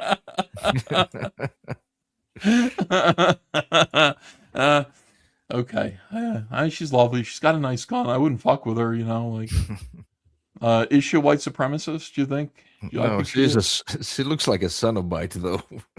She does look like a Cenobite. She does. Actually, she does look like the fat Cenobite that we're referring to a little bit. Little bit. Little bit. Yeah, interesting. She looks like someone else too. I'm picturing a man. Like if I just remove the hair on the sides and just look at the face, that's someone I know. And I just don't know who it is. Well, that's the thing with AI. It kind of always looks like, especially this is old AI, I think, and it looks like somebody you know, vaguely, always. Yeah. Unless it's cartoony. Anyway. Yeah, it's real. Like it's a real person, real to me. I think if you moved and you took a wider view, you'd see that there's an American flag, and then there are some other flags hanging. There are a few other flags hanging as well. Some war reenactments flags. Yeah, absolutely. She looks like John Malin, says Luminous. Kind of, if she had a beard, she might look a little like John Malin. Different nose, way different nose. That's his gun, though. This is gun. Yeah, he does. It's Karl Rove. He looks like Karl Rove a little. Yeah. All right. Okay. Let's let this person go. Here's Wisconsin. Oh my God! What the fuck? Okay. This article is unsupervised. Yeah. Like, okay. So she's got cheese. This is Wisconsin. This is where Jeremy Hambley is from. This woman has cheese all over her face, coming out of her nostrils. She has those humbly eyes. Yeah. Humbly mumbly eyes. Why would they do this? Like, this is, try again. Ask for a different prompt. Here's Wyoming. Coachella. Wyoming. Mm-hmm. Yeah, no, she looks nice. She's looking at me like, she's interested in me. Her hat is a little small, though. Yeah. But you know, it's like a 2-gallon hat, you know? It's like a half pint hat. But I mean, she's looking at me as if to say, you know, do you want a home where the buffalo roam? Where the deer and the antelope play? And I'm like, yeah, kind of. I like it. And she's making this motion with her hand that looks like she's unzipping her shirt. Or maybe like, you know, her zipper, the front zipper of her jeans. I like that. I like the way her hand is doing that. It looks willing, you know, as if to say, yeah, there's a lot to experience here. This is America. This is America's flatlands. This is the plains. We can UFO build land. Yeah. I jack off all these buffalo. With his hand. Yeah, I think she's nice, guys. Someone's gonna fuck that buffalo sisters for her. I don't think so. She's a nice woman. I'm just compared to how unwelcome every other woman has made me feel. Like you know, not in real life, but like, you know, in these pictures. All right, so I think that's it. I guess Wyoming is the last one. But beautiful. Is Wyoming the last? I guess it is in alphabetical order. It's the last state. I want to thank you. What is this, Vasilis? This is some music. Okay. This is Red Dog. Why must we cry?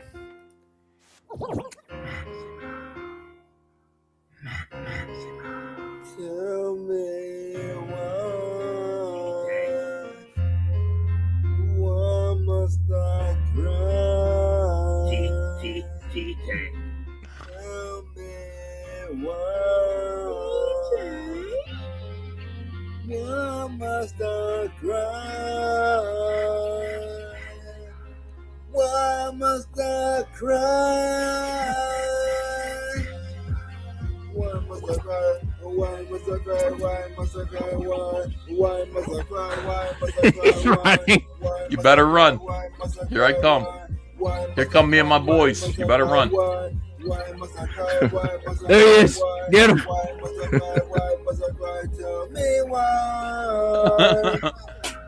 Why? What I did, I tried to love his skin. Ever since he was 8, all he ever did was buy and steal from me.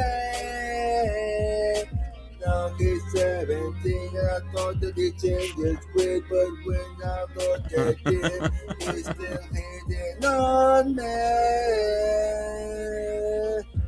It's A-Train. It's A-Train's last scene. He's bad. I just can't lie anymore. I gotta push him through the door. Oh, there's smoke, guys. Film me walking through it. That looks cool. Trust me. We got it. Might be dead Fish now. tank. Pretty old. Go. Yeah, quickly. No, not fast enough. You're dead. You're dead. It's not fair, you really don't Protruding Joe. Don't understand why you gotta go this route. Don't you understand? Without a doubt, it's the wrong path. Understand? Ah, it's too much, man. Keep it going though. Okay. Ah. Why must I cry? Tell me why. Why must I This is Eric's dad.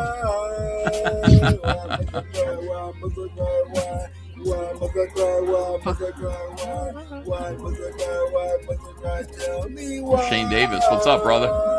What's going on? Why must we cry, Shane? Howdy, Shane. They won't let him get to Canada.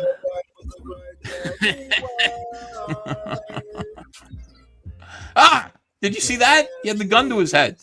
I don't know. For 1 second, he had the gun to his head. Which one, the kid or this guy? This guy. Okay. Ah! What the f- I don't know.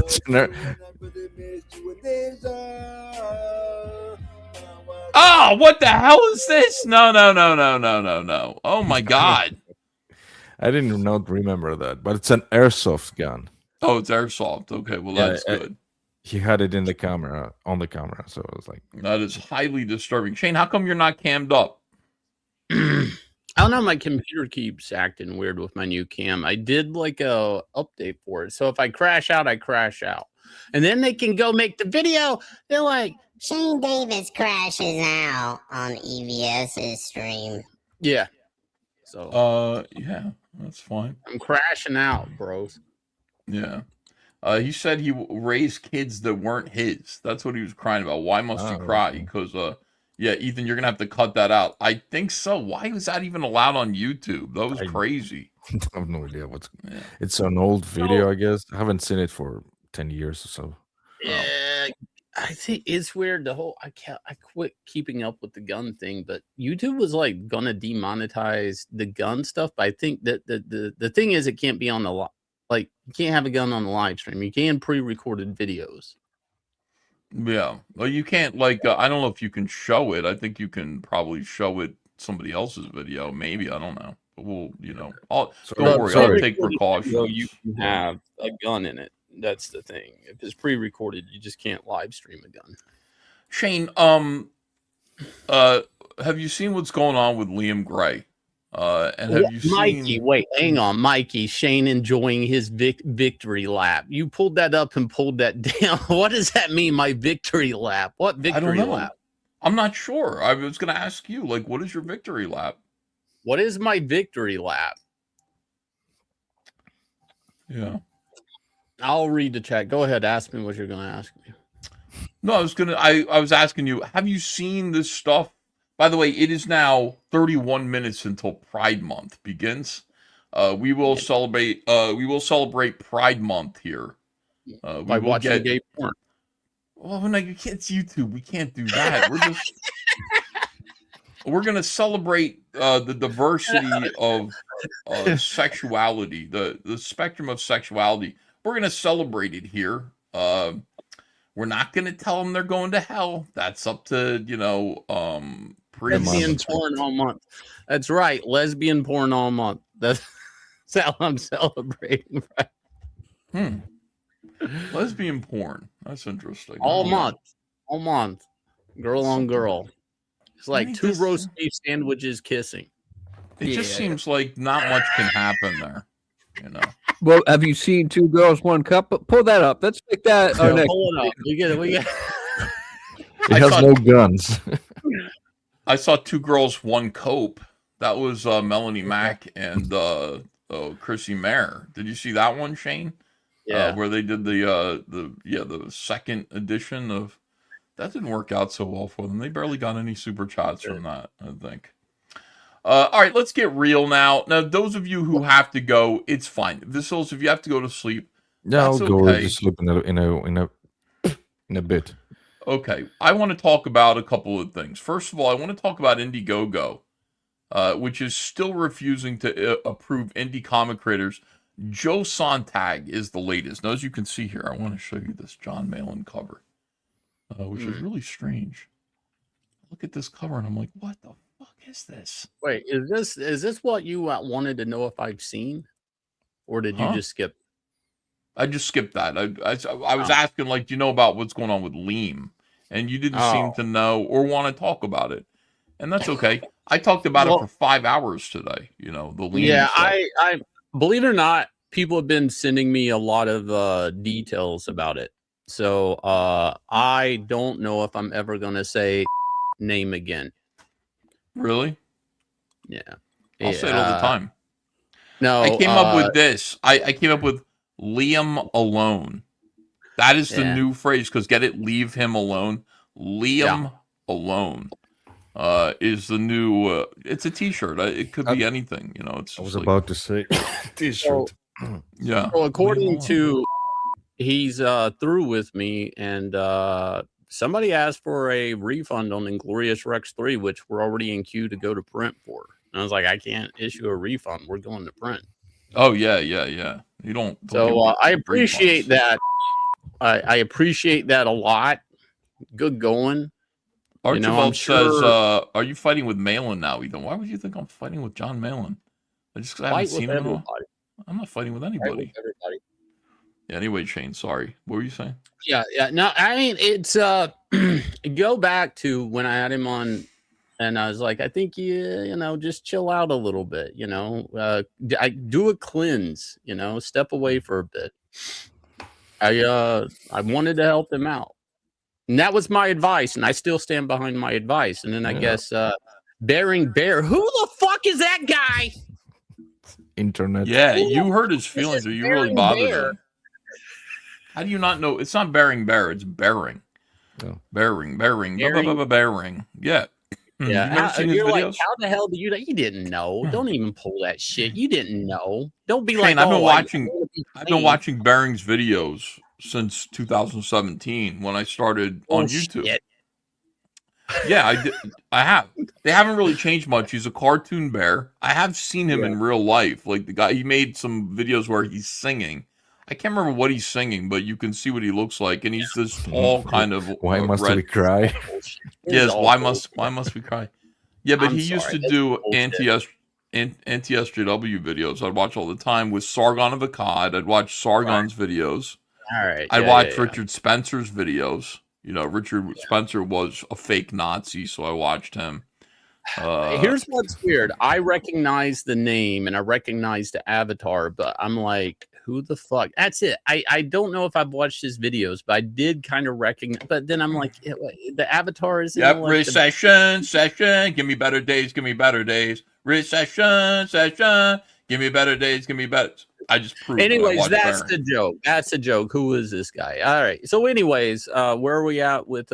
Yeah, he kind of said the same things I was saying to on my channel. Everybody. Yeah.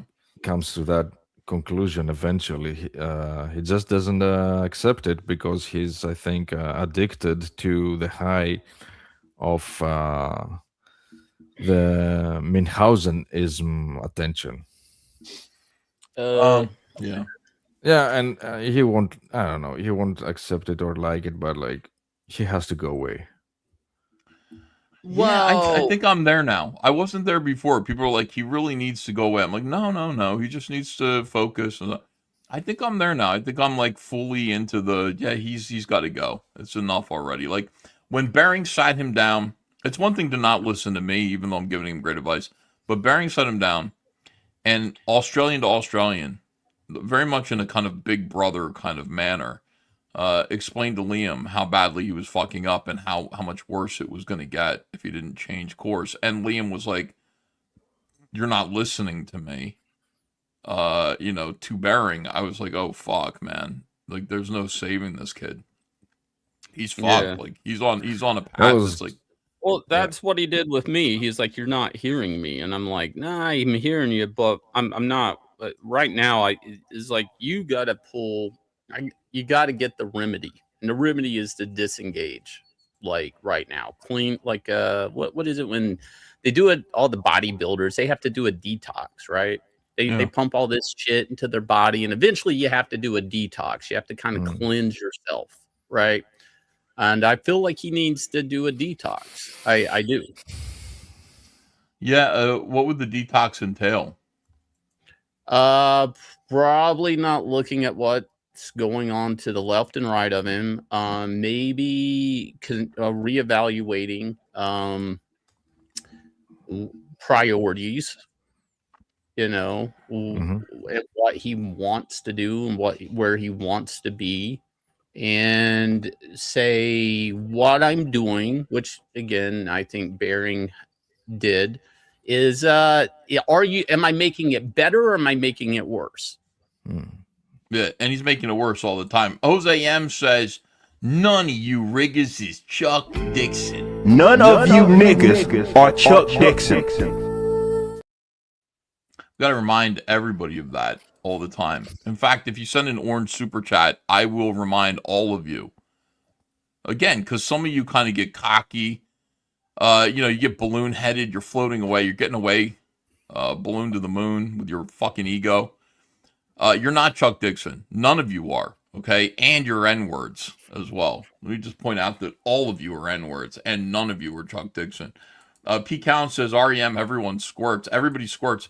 Shane, is that wrong to point out that, like, an older woman who looks like she's sexually uninhibited and ready for action, a cougar, might squirt in bed? Because, I mean, that's just like a function of womanhood.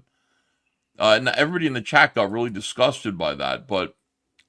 Well, there's the medical community is divided if that's just piss or if it's squirt. So that's not... It's a mix. Verdict. We don't know. Has anybody tried smelling it and being like, does it smell like urine or does it smell like some other substance? It's a mix. It's a mix, right? Like, wouldn't it be? Yep. Okay. We don't know. You don't know. It's a mystery. One of life's great mysteries. Yeah, it's like, no, we don't know. It's pee-pee. People are saying it's pee-pee. It's piss. Yeah. Well, I mean, that's not good if it is. Like, who wants that? Like, that's not that great. Yeah, I'm the one pointing it out. If you go look it up, like it's still like unverified if that's even a real thing or if it's just piss. Like nobody knows. It's new. Like it seems like it's a new thing that like they discovered, but it used to be a shame. Yeah. What if it's some girl that just has a fetish on pissing on dudes? Well, it's like, not just one girl. Want to get away with it, so she made up. Oh, it's a squirt. You really made me come. That's what but she's really just wanting to urinate. It's super calm. This guy, so I'm just gonna piss all over his bed, make him feel. All right. These what are a things catch. I'm just. By the way, I still want John Malin to do that show because we talk about cougars. I want it to be John Malin's Cougar Camp, and I want him to just be training older women on how to get younger guys. John Malin can explain to older women like how to get them. John Malin Cougar Camp would be the coolest show, and John won't do it for some reason. That's a hit. That's an actual TLC transcending hit. I agree with that. If John Malin had a little bit more marquee name value, I really think John Malin Cougar Camp would be on TLC, or not TLC, but like maybe E, you know what I mean, or MTV. MTV would be good. Where Yeah. John is sitting there like telling these old ladies, like, hey, if you want to fuck clavicular, you gotta like do this. You get a pussy max. Yeah. So pussy max. Yeah, my jokes are slow. John Mellencamp is a puss and would probably sue. How would he be able to sue? It had nothing to do with him. It's John Malin's Cougar Camp.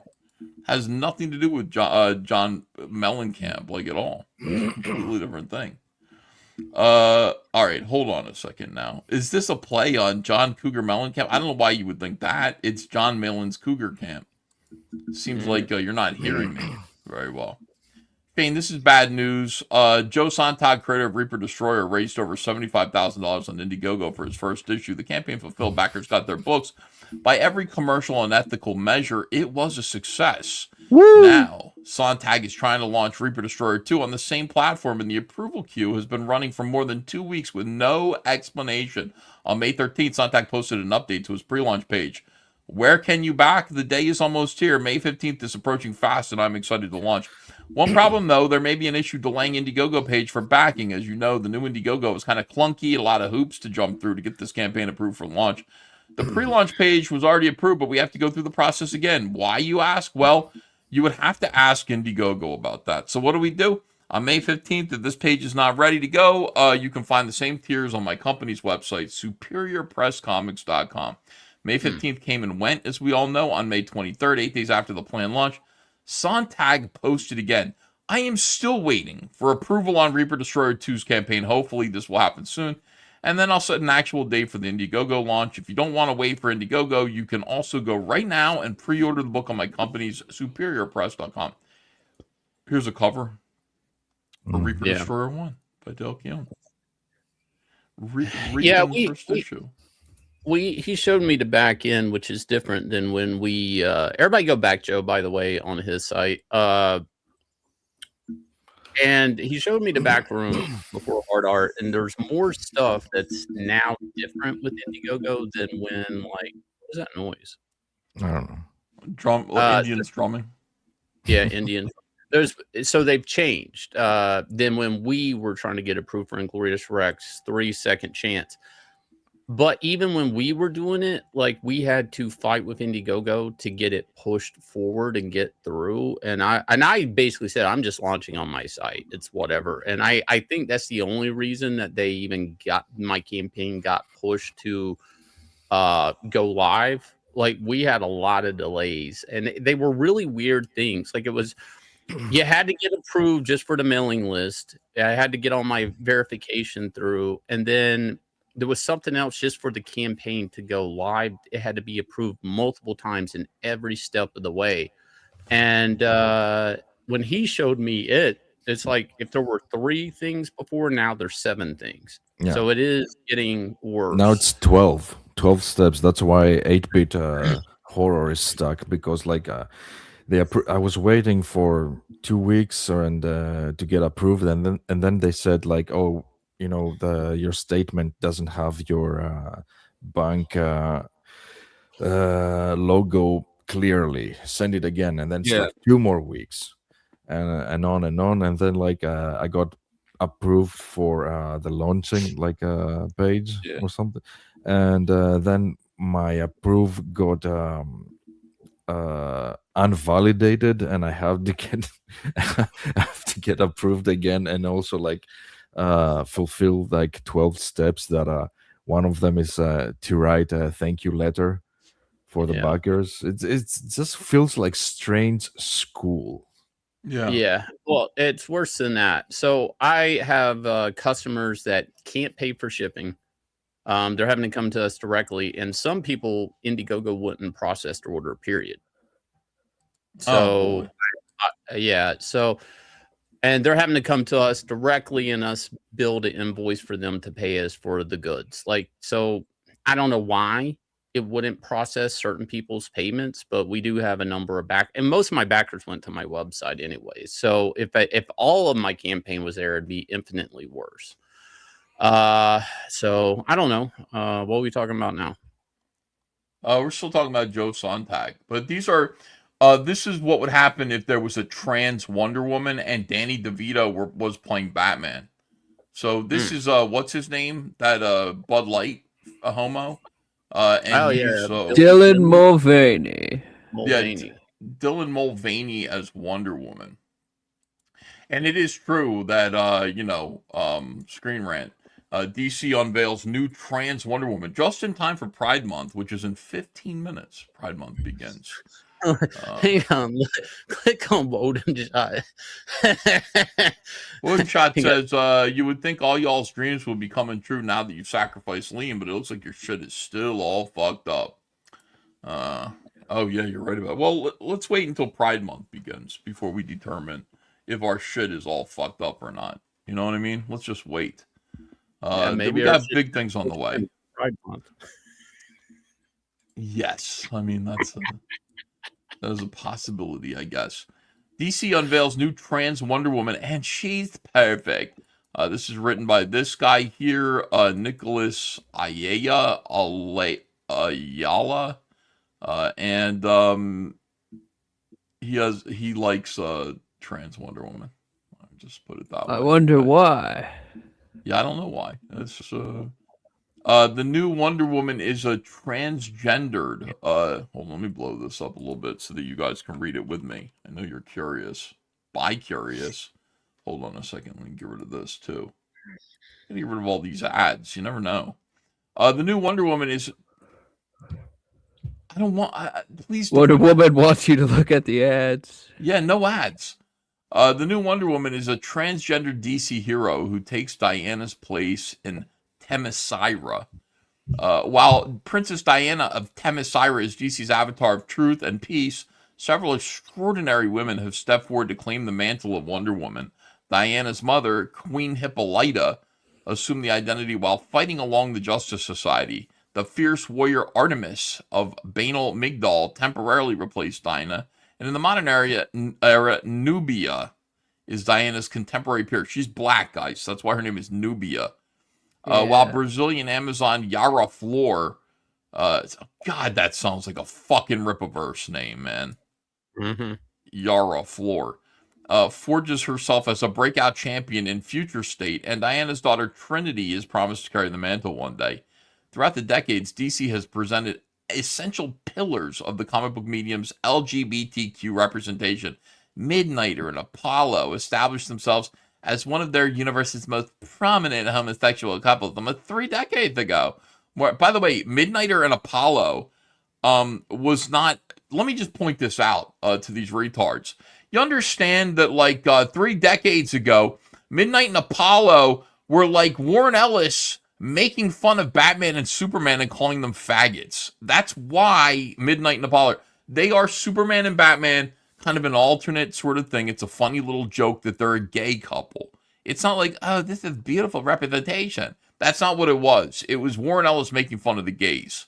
And this was back when he was Warren Ellis. Like, he actually had power. Warren Ellis was the Homelander of the comic book industry, sitting there calling people stupid, saying, you're stupider than mud, fucked by retards. And he had like a lot of, like, he was a good writer. He had a lot of good things to say. So he was trying to say the Midnighter is Batman and Apollo is Superman, and they're homos together. Where did Shane go? Hold on a second. Did not dominate the story then, says 10 letters. Well, see, Shane's a big Midnighter fan, so Did I offend him? Yeah, I guess so. Oh, maybe he has somewhere to be at midnight. You know what I'm saying? Oh, we know what tomorrow is, don't we? It is Gay Pride Day. Tonight at midnight, Gay Pride begins. We will be celebrating the gays and the homos here. Those of you in the chat who are gays and homos, we celebrate you. No hatred here. No hatred coming from us. Maybe a little, but not much. Not as much as you would get somewhere else. Here, it's a little bit less hateful. A little bit less. All right, so who cares? Blah, blah, blah. Transgender representation still needs a boost. But DC is taking the necessary steps to achieve it through Dreamer, DC's first openly transgender superhero. So get ready for this. You got a little boy pretending to be a girl who was going to be Wonder Woman. And some poor fucker had to draw this. Can you imagine? What do you want to draw? Oh, I want to draw Wonder Woman, actually. I've drawn Batman and Superman. I'd like to take a shot at Wonder Woman. Oh, yeah, we got some Wonder Woman for you to do. You do? Wonder Woman? I get to draw Wonder Woman? Yeah, wink, wink. You aren't a bigot, are you? Are you a bigot? I'm not a bigot at all. Yeah. Good, because the Wonder Woman that you're going to be drawing is a man dressed like a woman. Transgender Wonder Woman. Okay? Oh, so it's a comedy. It's not a comedy. There's nothing damn funny it. about it. You gotta draw some dude in a wig pretending to be Wonder Woman. And he is and this is the thing, like, you know, people are starting to get sick of this, Shane. Shane, are you there? Yeah. People are starting to get sick of it, Shane. There are people in the world who are just like, oh, like, we're lesbians. We're lesbians because we like women, and now we've got trans people coming in here. Look at this. Banned from a lesbian subreddit for being a man. 3 minutes later, the mod team posts, trans women are women and are welcome here. This is how men invade women's spaces. Hey, lesbians, you can't escape us. You cannot escape the penis. We are going to get it in there somehow. What are you, bigots? Yeah. You don't like our just women the tip. dicks? You know. Shane, these lesbians are going to suck girl dick, okay? They're going to do it. They better, or they're bigots. Get ready over there on Reddit, on these subreddits. You are going to suck girl dick and you're going to like it. And stop telling me about it. I don't want to hear about it. I just want to hear that you're not I know I'm a bigot. I already know that. But I expect you to live up to what you have said about yourself. 10 letters. Thank you so much. 10 letters, 6772, new member. Believe it or not, watching this filth coming out of my face and said, yeah, I think I'm going to give this guy $5 a month. Crazy. I don't know what's wrong with people. Why would you give me $5 a month for this? Shit. Transsexual lesbians. That's why. This used to be a respectable show, says Trevor Bruce. You shut up, Trevor Bruce. You have a furry avatar, an elf or something like that. Oh, that's Link turning into a werewolf. Oh, he's been a member for 69 months. He would know that this used to be a good show. Now look at it. Sorry about that, Trevor Bruce. I apologize. I'm just angry about that. Shane left again. What? He's very angry Where about are we? things. By the way, men with an umbrella are allowed in lesbian subreddits because there's nothing you can do about it. Okay? What? Hey, lesbians, you will lick this this woman, this beautiful woman's undercarriage. You will lick this beautiful woman's undercarriage because it's a woman. What? Come on. I actually know a lot. I know some trans female, male to female trans people, and trust me, they do not want to look like that. They want to. It's a whole different thing. Like it is June, and we will have lesbians sucking girl dick starting tomorrow, or they have no pride, and it's all a scam. After all, these men are women. Trans women are women. Trans women love men. They should. This is what I'm fighting for. This month. Anyway, I'm fighting for all kinds of gay rights on behalf of other people. This is very offensive to women. That's what I feel. It's abuse. They're abusing them. They're just like fucking with them, and it's annoying. Not just like on a gender-based situation, just like in general situation. Just like leave girls alone. Don't fucking make a streakish. Well, then who are they annoying then? If they can't annoy lesbians, then who are they going to annoy? Because they're not annoying me very much. Like I can just go, you're men. Like I don't abide by their rules. Like I've already made that clear. Like I'm not going to play their game. If I'm not going to play their game, who's going to play their game and who's going to be fucked with? It has to be lesbians. People that live in fear. That's who. Don't this and don't that. Just don't get the fuck out of here. Wait, do trans women squirt? Yes. Yes, they do. All the time, 100% of the time. Your Ashmatar says, will Wonder Woman have a visible Wonder Wiener? I think so. Yeah, I think so. I saw that. I gotta save Hilarious. this picture to celebrate Pride Month. I really do. Just celebrating Pride, celebrating June. I'm excited about it with you Just guys. weird body modification, man.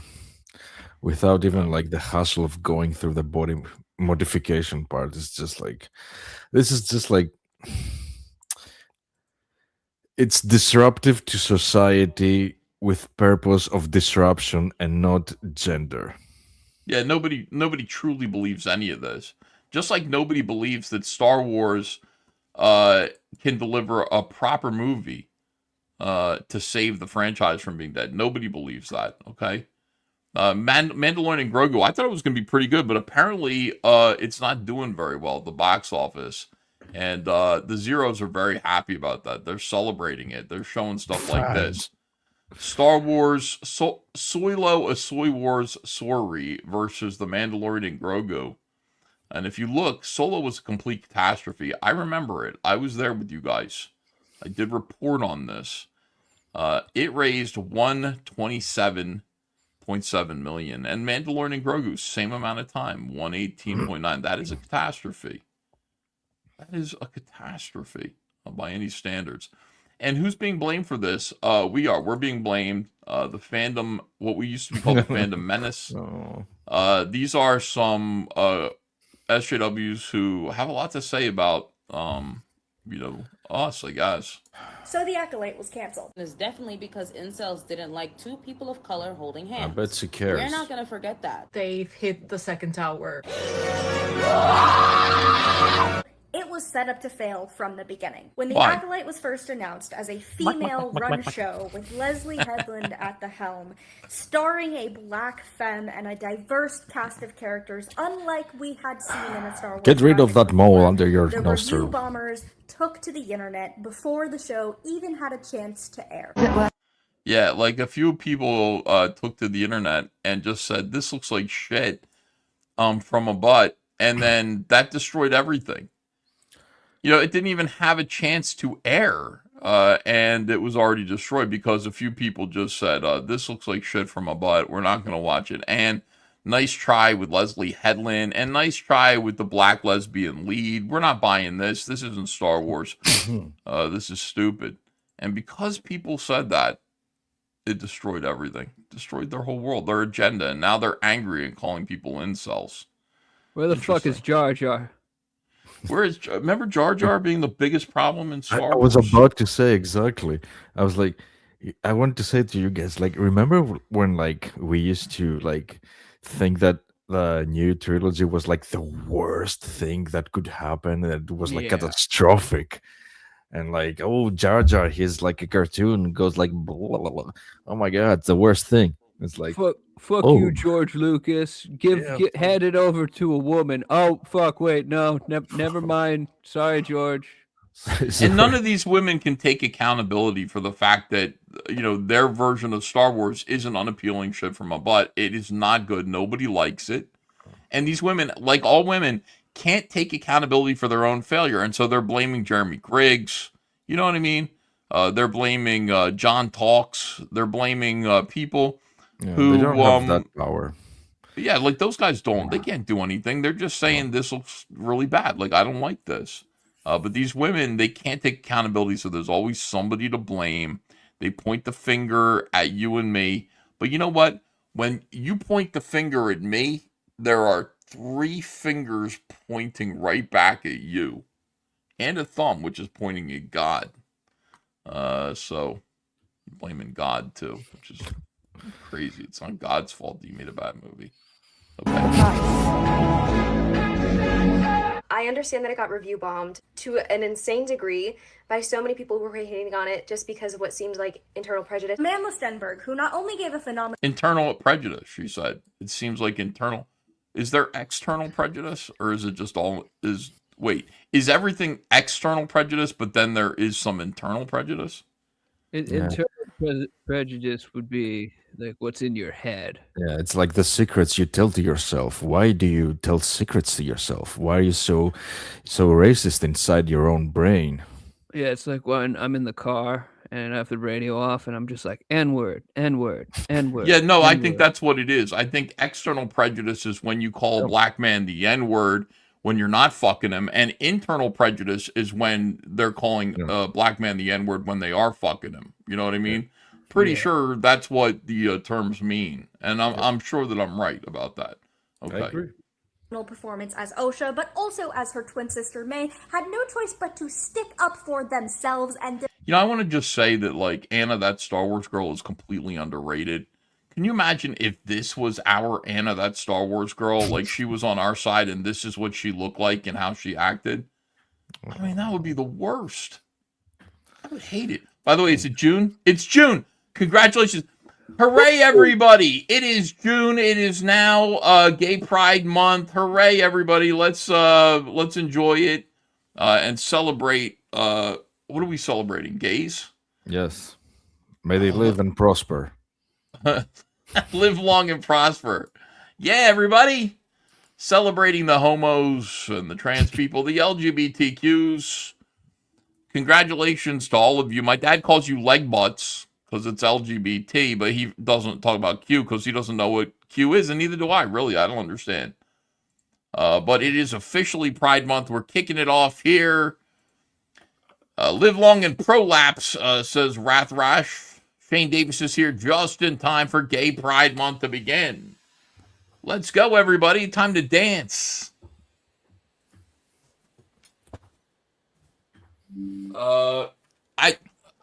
Yeah, all right, everybody. Boston makes me feel good.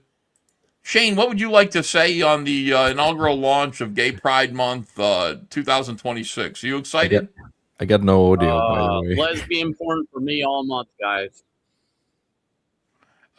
You're not getting audio? Do you hear music? No music. No music, dog. I can hear the music. I wish I couldn't. You don't hear that music? For real?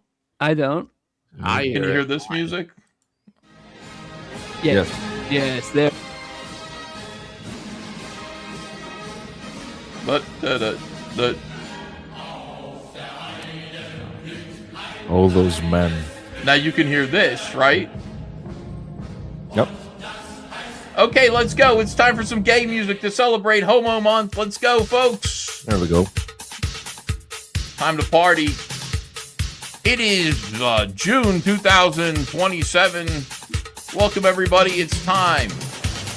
Time to celebrate. Let's go. Let's go.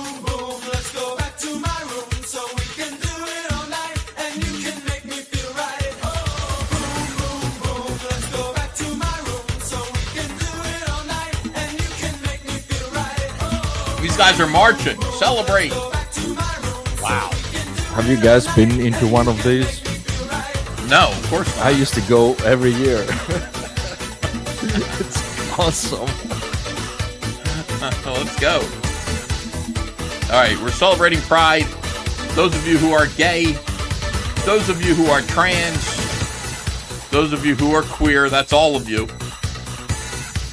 This is your moment to shine. Celebrate your pride. All right, now enough.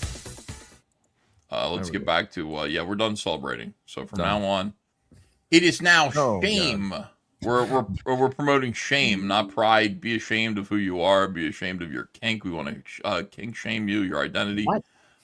Do everything you can to fit in and, don't stand out or we will hammer you down. We don't want you to be a nail that's sticking out of the board. We will hammer you down if you are.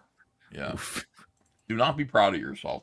All right, let me hear this bitch cry. defend herself against the vitriol and bigotry that she was receiving because Lucasfilm did not protect her. Protect her.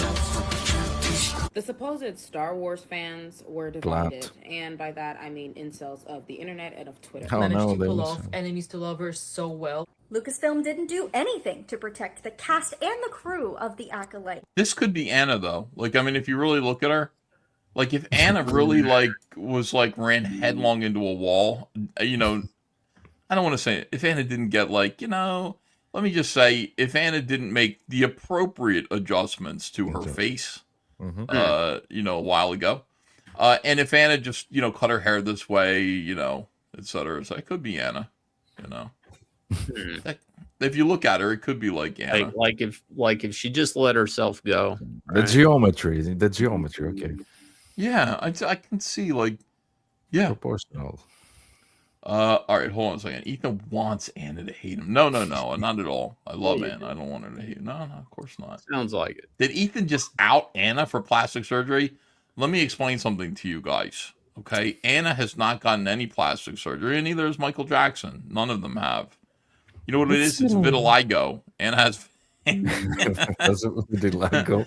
Yeah, Anna has vitiligo, and that's things change. I feel bad for her. Protect the cast and the crew of The Acolyte. Why can't the girls have fun things for the girlies? Why? Because fuck you.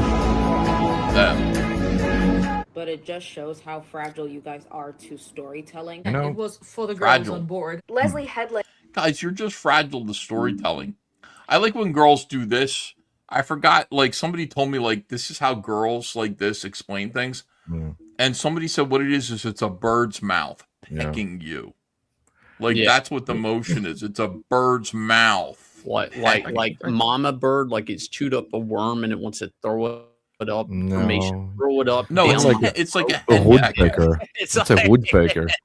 Yeah, it's called bird hands, says 10 letters. It's a literal thing that girls do that's like a gesture of contempt, And yeah, they're pecking you with their hand. They're hen pecking you.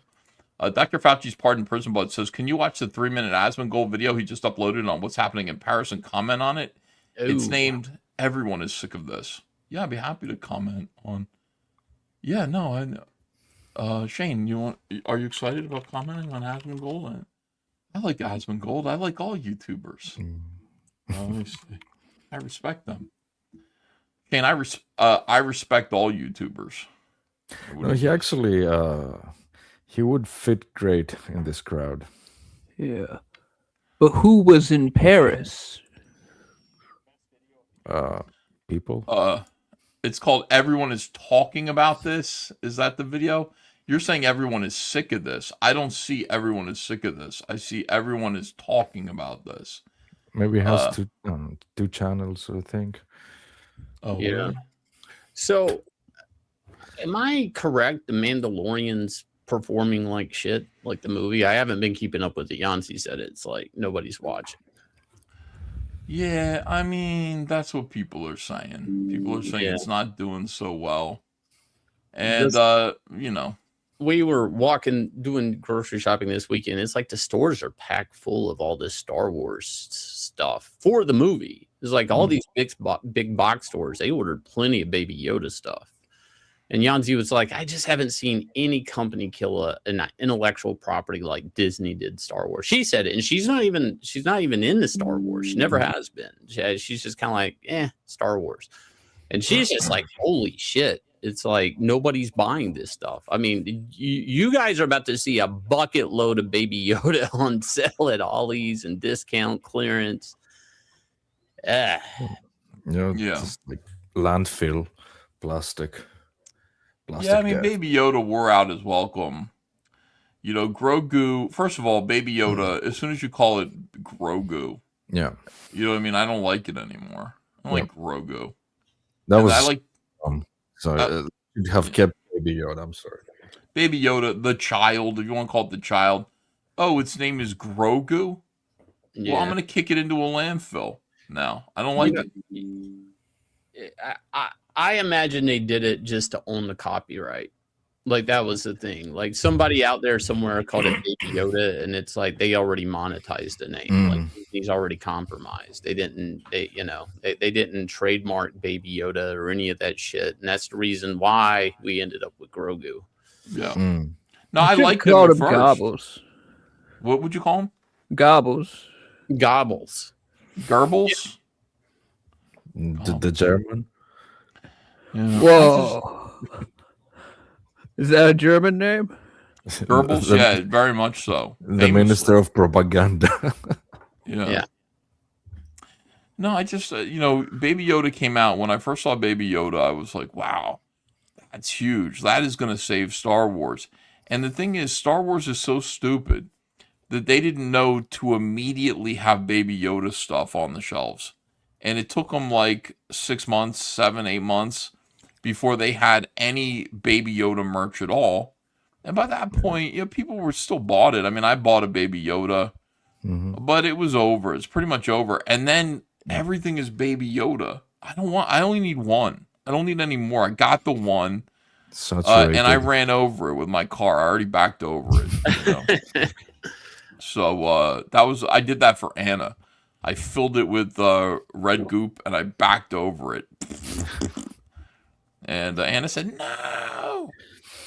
But that's what we do around here. That's what Star Wars is to us. That's what it means. Yeah, like, it's over. And then here's the thing about Mandalorian the movie. Like, you don't buy the cow when you get the milk for free.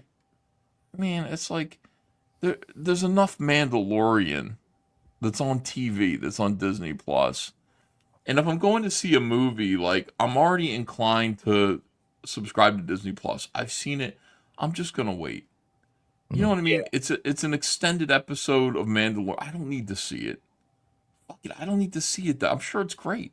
I don't need to see it that badly. I can wait until it's also on Disney Plus, and I'll treat it like 2 episodes of The Mandalorian. And they didn't think of this. You know, they fucked themselves in their own asses by not imagining this. You will fuck yourselves in your own asses.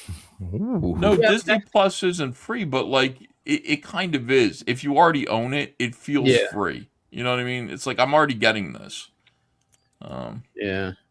But that's the case for almost any movie Disney. It ends up on Disney Plus. So it's like now, I guess, if like, you know, we have Disney Plus for Bluey, right? So like, I guess if there's a new Alien movie, I have to go, I think I'll just wait for it to pop up, because it will pop up on Disney Plus. It's all the same company, right? Like it's so weird. Like the streaming is kind of killing the idea of like, you know, do I need to go to the movies? Because I wait like 2 months and it's on that platform. Oh, it's so fast. Like I turn around and I go, oh look, the movie that I meant to see that I didn't go see is already available. But they're selling toys now. It's like with a popcorn bucket. It's just like plastic toys for for old kids. Yeah, the popcorn buckets thing is like a Japanese thing that they kind of co-opt and try to bring into the movie theaters, AMC and stuff, to try to make up the revenue that they're losing with ticket sales. I mean, that's basically what it is. And look, man, some of them are cool, because I have some from Japan, like maybe, I don't know, 8 years ago, and they're giant Godzilla heads, you know, and stuff like that. But like now they're making it for every bullshit movie. Yeah. I saw that Lobo one. It's just like it reminds me of that shampoo bottles they had. I saw the one that they're doing, the Castle Grayskull they're doing for He-Man. It actually looked cool, because one of the towers you pull out and it's a cup. And then in the castle, you dump the popcorn, and then you can open the drawbridge and pull the popcorn out. And then you can pull the top off of Castle Grayskull. Like, nobody's going to do that. And it's like, that's kind of clever. But some of them, like, you know, you buy the popcorn bucket. They don't actually put the popcorn in the bucket, the plastic bucket. They give you a whole bucket of popcorn. And they go, you can put it in there yourself. I'm like, let's just call it a toy. It is a toy. It is a toy. Let's just stop with a... And I got a good R2-D2. That is his head. You can put a straw in his head and drink Coca-Cola out of his head, and then there's a compartment in his chest that opens up, and you can put a good amount of popcorn in there. And I thought that was pretty clever at the time, because I'm like, I can drink out of his head, and then I can fucking put popcorn in his belly. I just got to put R2-D2 in my lap like a toddler. You know what I mean? Like while I'm watching this like movie. a child. Yeah, essentially that's what it is. Like, I can't throw it on the ground when I'm done with it. Like, I got to take it home, you know, but... In all truth, it's over there. If you introduce being a cup, a functional cup, into the merchandise, it kind of becomes a little bit more practical and valuable, I guess. Michael Fetter Show says, what's the theme for Kings tomorrow night? Shane, do you have an idea? No, I don't. Buttholes. Tomorrow, the theme for tomorrow will be children. Drawing children characters. Yes. Now, the reason why I say that is because I saw the John Byrne Can't Draw Kids at All. So, it's like, can you guys draw kids? Well, you draw Let's find kid out. characters. There are a lot of kid characters that you can think of. You draw some kid characters. Shane, back in the 1960s, you were just talking about like Soaky Fun Bats. That's what they had. They did this. Hi, I'm the Soaky Kid. Now Soaky the Fun Bath comes in 2 brand new monster toys. The creature from the Yeah, Black that's- Lagoon. How is that? And the mummy. Wow, what happened to you? I fell off my bike, Sonny. Here's something to cheer That is a dead body. Okay, like that is you're trying to make it like cute and stuff, but that's literally a rotten, desiccated dead human being. That you're sitting like, oh, what's wrong with you, mommy? What's wrong with me? I've been dead for 6,000 years. That's why it doesn't have a nose. Possessed by the devil right now. You know what I mean? Like, Who alright, rides a bike in the desert? The mummy. yeah, like why would he even have a bicycle? That's a European invention. Like, it's a French invention, I believe. Okay. you up the brand new Soaky toys.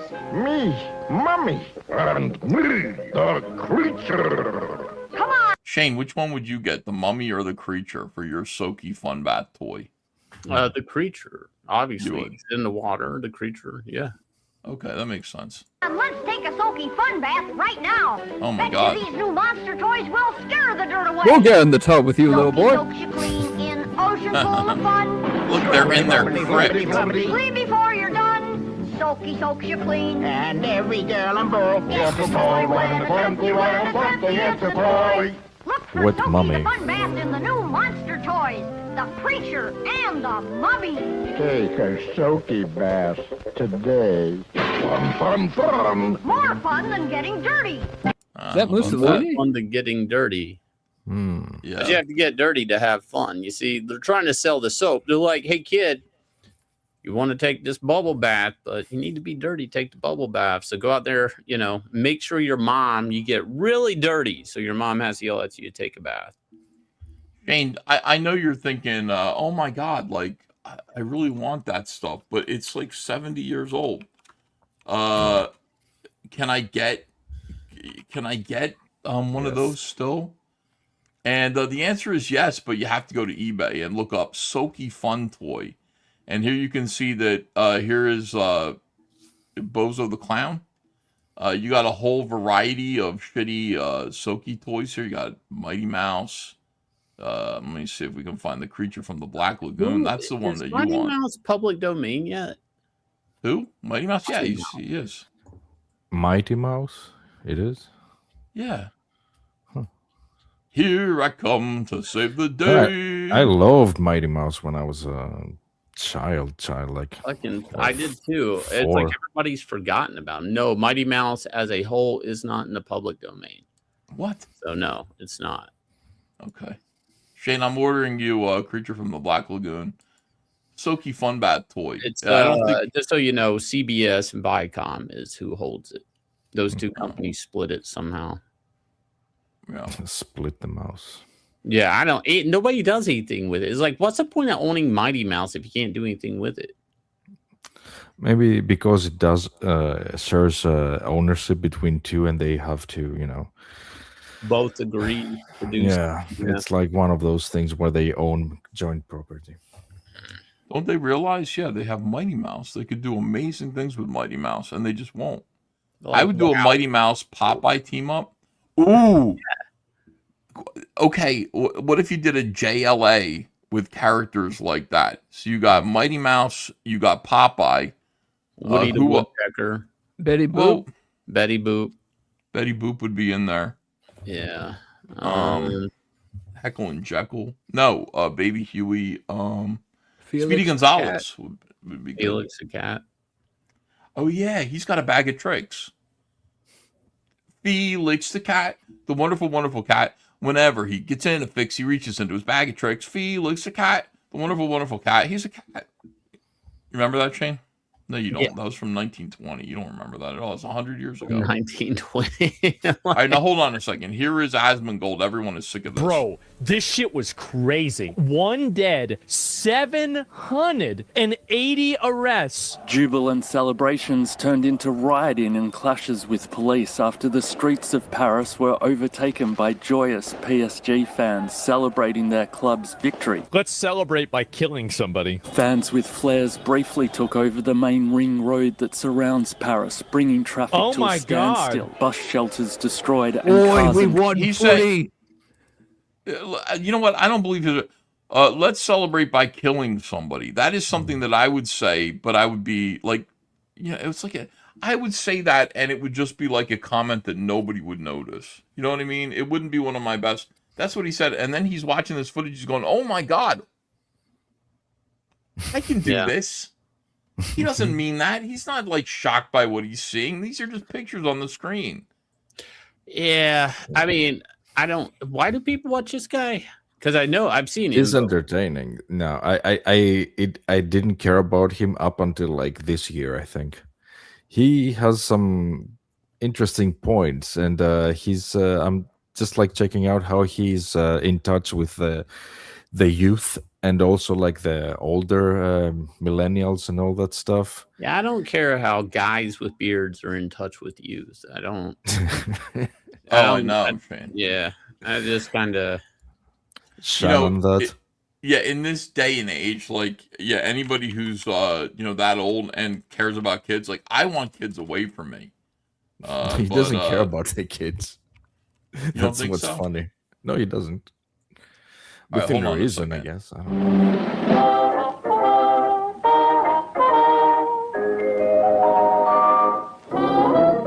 Felix the cat, the wonderful, wonderful cat.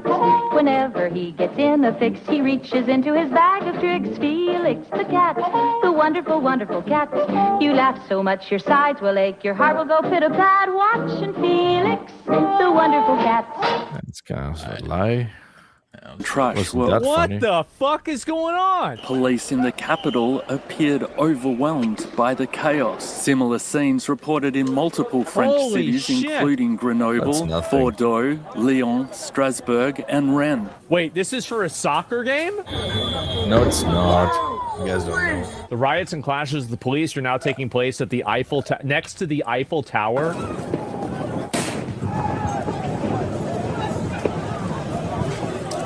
Oh my God. Paris is burning. The fire reaches the Eiffel Tower. Man, what a scene. Cool picture though. Yes, Nevrons are real. Nevrons are real and they're in Paris right now. And they're shooting it at the police officers? This is insane. Harry Potter. Nevrons in Paris. That was a great song. Paris is in flame. Dude, this is actually such a crazy photo. Like, it's actually insane, the framing for some of these. Muslim gang riots. Why do people think it's a Muslim gang? Because it Look is. at him. I mean, it's pretty clear. Like, if there's burning and stuff, and they're going,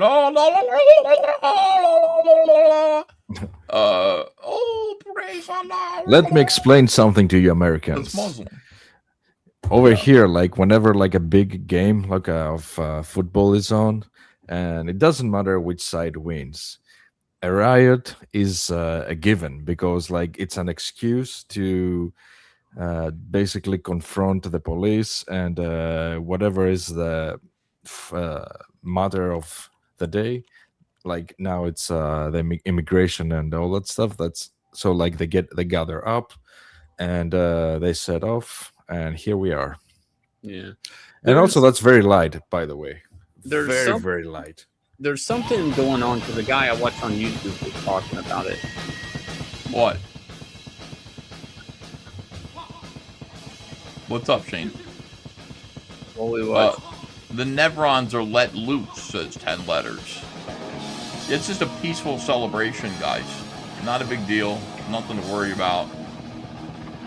You know, how much longer until this reaches the United States? We need Trump out there. We need him more than ever.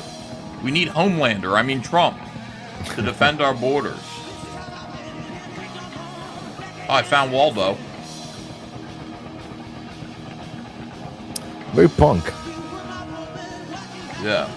Shane has stage fright, says Trevor. Shane, are you nervous? Yeah, real nervous. Job of the Cuck says football fans are crazy. Nothing like you Americans have ever seen. No. Yeah, right. Super Killers inks are nearly finished. Production's on track for July shipping, and you are gonna love it. Also, normie friends of mine love Asmon, says Clipperverse. Okay. Donkey Who? You see the Storm 2 music video? Pretty cool. What is Storm 2? No idea. Star Wars is over because it's a family soap opera about the Skywalker family, and the story's over. Star Wars universe is inconsequential. Now watch Asmon, says Dr. Fauci's pardon prison blood. Well, he tried to. Grogu, make your D bigger in seconds. Wanda Maximoff, the Omniversal Wrecking Machine. Jar Jar was the most popular Black Star Wars character. Yeah. Bog Tony then showed up after the set and Destructive Liam back on the warpad. Yeah, he's bad for Liam. You know what people from Vermont are called? Assholes. It is true. Yeah. I don't know, guys. Supergirl. Supergirl faces a new feminist backlash over Millie Alcock comments. Look at her. Wait, what's her last name? It's Alcock. All the time. And she's a feminist. Yeah, I guess so. You know, but she's all cock all the time. She's all business. That's why I like her. You know what I mean? Shane, yeah, I don't know. She looks like she's like 32, but she's probably like 18. Like, I don't know. She's not gonna age well. Yeah. When you're a woman and you have Matt Damon's face, you know what I mean? You better be like handy with the penis. That's what I'm saying. Like the worst thing that she could be like is like her name could be Millie No Cox. You know what I mean? Then you'd be like, the fuck. But she's Millie Alcox. She's welcoming.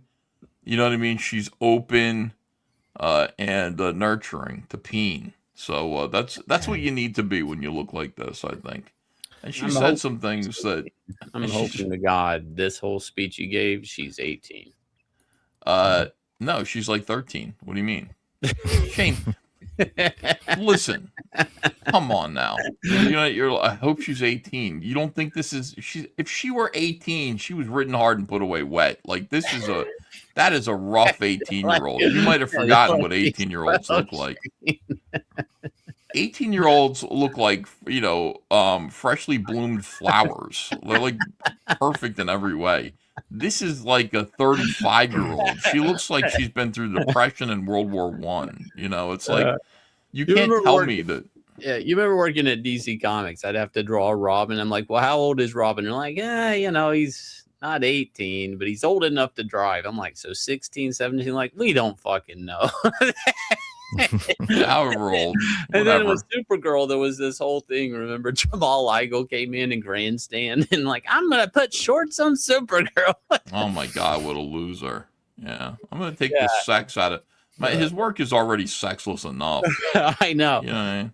He's like, what is it, like Mormon panties? Like, it's like, yeah.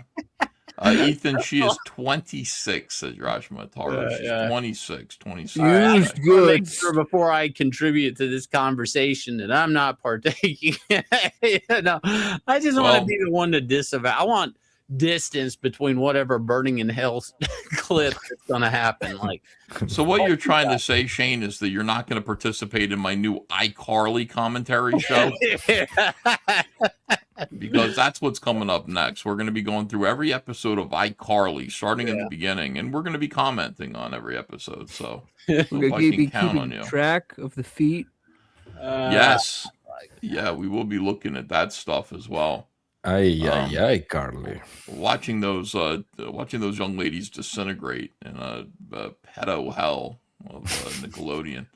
Supergirl now faces feminist backlash over Millie Alcock comments, and here she is. It looks like she's gonna. I don't know what she's doing. She's gonna beat somebody. Yeah. Supergirl now facing a new round of backlash over Millie Alcock's comments. This time from the feminist side of the conversation. Following the controversy over Millie Alcock's variety interview, YouTuber Grace Randolph, who is a crazy cat lady, in my opinion. I see Grace Randolph, and I'm terrified of Grace Randolph. There's something in her eyes. And Toxoplasmosis. That's what's in her eyes. Did I ever tell you back in the day, like a friend of mine at Midtown Comics tried to hook me up with doing going on streams with Grace Randolph and doing a show with her? Oh, I'm Grace Randolph. I could have been YouTube with a little baby voice that she does. Yeah, I could have been YouTube famous back in the day with Grace Randolph. You would have done good. Is she related to William Randolph Hearst? No, she wouldn't be, because that's like, that's his middle name. That's not his last name. So why would she carry on his legacy with his middle name? That doesn't make any sense. Somebody said she chokes puppies. Yeah. I heard she chokes cock. Chokes on dicks. Shane, you didn't hear that, and don't say that about Grace Randolph. I mean, the worst thing that you can say about her is she has powdery white skin. Her eyes are... Here's how you can tell that it's time to stay away from a woman. When she's staring at you and you can see white above her pupil and below her pupil at the same time. That's when it's time to stay the fuck away from a girl. You want the eyelid... Every now and then a girl will be surprised and her eyes will widen, but then like you can only see white above her eye, above her pupil. If you can, in her normal state of conversation, see white above her pupil and below her pupil, that is a crazy person. And she probably will choke you out, and you're going to be forced to murder her and then claim innocence. Like, oh, I don't know where she went. They're going to find her remains, and you're going to have to be like, what happened? Who's going to believe you, Shane, when it happens? Shane, don't do it. Donkey Who says, search for the black female X-Man and the Roman 2. Donkey Who, what in the world is he talking about? Storm 2? I'm not doing that. I don't know what that is, but it's already bothering me. All right, hold on. Following the controversy over Millie Alcock's variety interview, YouTuber Grace Randolph sounded off on the Supergirl star's comments. The marketing, the costume talk, the lack of research, and the direction of the movie. Randolph, who has often supported female-led comic book movies, made it clear she was not impressed. I couldn't believe this. If I were a publicist, I'd be like, stop talking for the love of God, she said about Alcock's comments. That's the best Grace Randolph I can do. But what I'm trying to do when I'm doing Grace Randolph is I'm trying to do Shirley Temple's voice. You know what I mean? Like a little tiny boop, boop, be doop kind of girly voice, because that's how she talks. Yeah. Shane, apropos of nothing, and this has nothing to do with Grace Randolph. It just made me think of something. Dr. Drew used to say that if you encounter a woman or sometimes a man who has a childish voice, it's because they were sexually abused. And their voice... Tell me about this. Yeah, their voice froze at the age in which they were diddled. So if you're talking to a 40-year-old woman and she's talking to you like she's 8 years old, it's because Uncle Fester fucked her in his naked puzzle basement. And that's why she's stuck at the age of 8. I don't know. No, it's 100% true. It's true, though, in psychology. I went to school that we had this kid, and he had this weird, fucked up, like childlike voice. I'm talking like we're like, I don't know, juniors in high school, and he just like all the time, and we were making fun of it. And then it turned out he was raped. No, he said his chest, he had chesticles. His testicles were stuck in his chest. They never dropped from birth. We were making fun of him. And because his balls were stuck in his chest. And that's why he had the voice. Because he was like, don't make fun of my voice. My balls are stuck in my chest. That's why he said, don't make fun of my voice, guys. My balls are stuck in my chest. So I was like, hey, anybody ever punched you in the balls? He's like, what? And I punched him square in the fucking chest. Right as hard as I could. Did he go, oh. I did. And he went, oh. 10 letters, 6722 says, this might be my yearly check-in. I've been off the grid on the Texas border. Surprisingly peaceful the past few years. Glad you're still fighting the good fight, like that Triumph song. Shungite forever. Down the hibbity. And thank you for an orange super chat. And that comes with a reminder. None of you niggas are Chuck Dixon. None of you are. Dick Jackson. Chuck Dixon going Reality for check. the Fans Fest, by the way, going to For the Fans Fest, placed above me. Chuck Dixon, name and lights, inwards name and lights. It's crazy. Yeah. People are excited to meet him. You know. All right, hold on a second. Grace Randolph says the interview was bad. Randolph reacted to Alcock's Variety interview and said the comments were, quote unquote, not good, calling the interview rough. She compared the situation to Rachel Zegler, pointing out how many interviews Zegler gave that ended up hurting Disney's Snow White before the release. Randolph said that by now studios and stars should know there are certain things you don't say when promoting a major franchise movie. She brought up the Marvels, which lean hard into girl power marketing before bombing at the box office. Her point was simple. Turning a superhero movie into a lecture or a messaging campaign can backfire fast.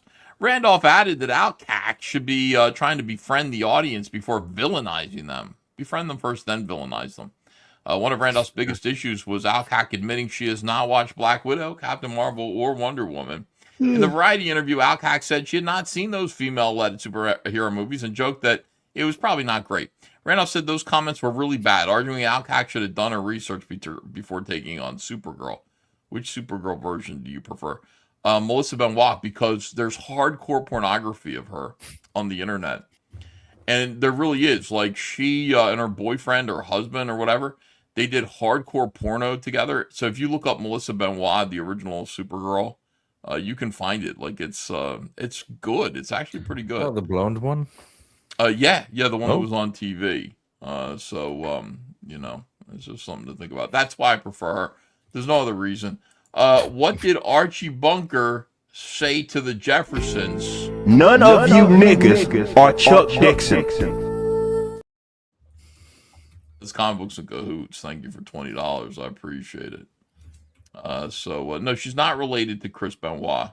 Different. It's Benoist, it's pronounced. So we like to let you know when women have been naked on this show. Randolph said Alcock should have studied the women who came before her, including Gal Gadot as Wonder Woman, to see what worked, what failed, and how those characters connected with audiences. Support your fellow ladies. Does this look like she has fellow ladies? I mean, that's an unfortunate face. I have nothing against her, but I mean, you know, she has that I don't know, the bell. How do you call it? Like the nasal labial folds. There we go. Yeah, well, yeah. I mean, she does. It's very masculine. She Wait, looks like this girl. Hang on, this girl you're saying there's porn of. Her name is what? Benoist. Melissa Benoist. Benoist. That's how to spell it. Who did she play in the movie? Like, what are you talking about? She was in the TV show Supergirl. Oh, the TV show. I thought you meant movie. Oh, you're looking for Helen Slater naked. Yeah, I mean, there might be. I but... was like, isn't that Helen Slater? I'm like, this whole time I'm thinking, I'm like, what? All right, never mind. Okay, anyways, I'm looking up porn. Go ahead. Yeah, I mean, go ahead. Find it. She looks like one of the monkeys from Land of the Lost. And I mean, I'm meant to look at her and go, that's Supergirl. She's related to Superman. You know what I mean? She's like, Ethan, if you may, share my screen. This is the actor who she looks like exactly. Okay. Oh my God. What is this? This is from Black Mirror, and this guy looks exactly like that girl. Has the same proportions. Yeah. Same nose. Oh yeah, you're right about that. Yeah. You were right. They're taking acid together there. I've never And done making, that. Yeah, me neither. They're making video games though. No. In the 80s. Anyway. Yeah, I would drop acid with you guys. You're right about that. She does look a lot like him. I would drop acid with you guys though. I would. Yes. But we'll need a guide. A guide? Yeah, in case we freak out too much and somebody's there to be like, you know, your sitter, as they say. Yeah. You're like, it's okay. Because we like can get Liam acid to is do chemicals. that. Let's get Liam to babysit us while we're on acid.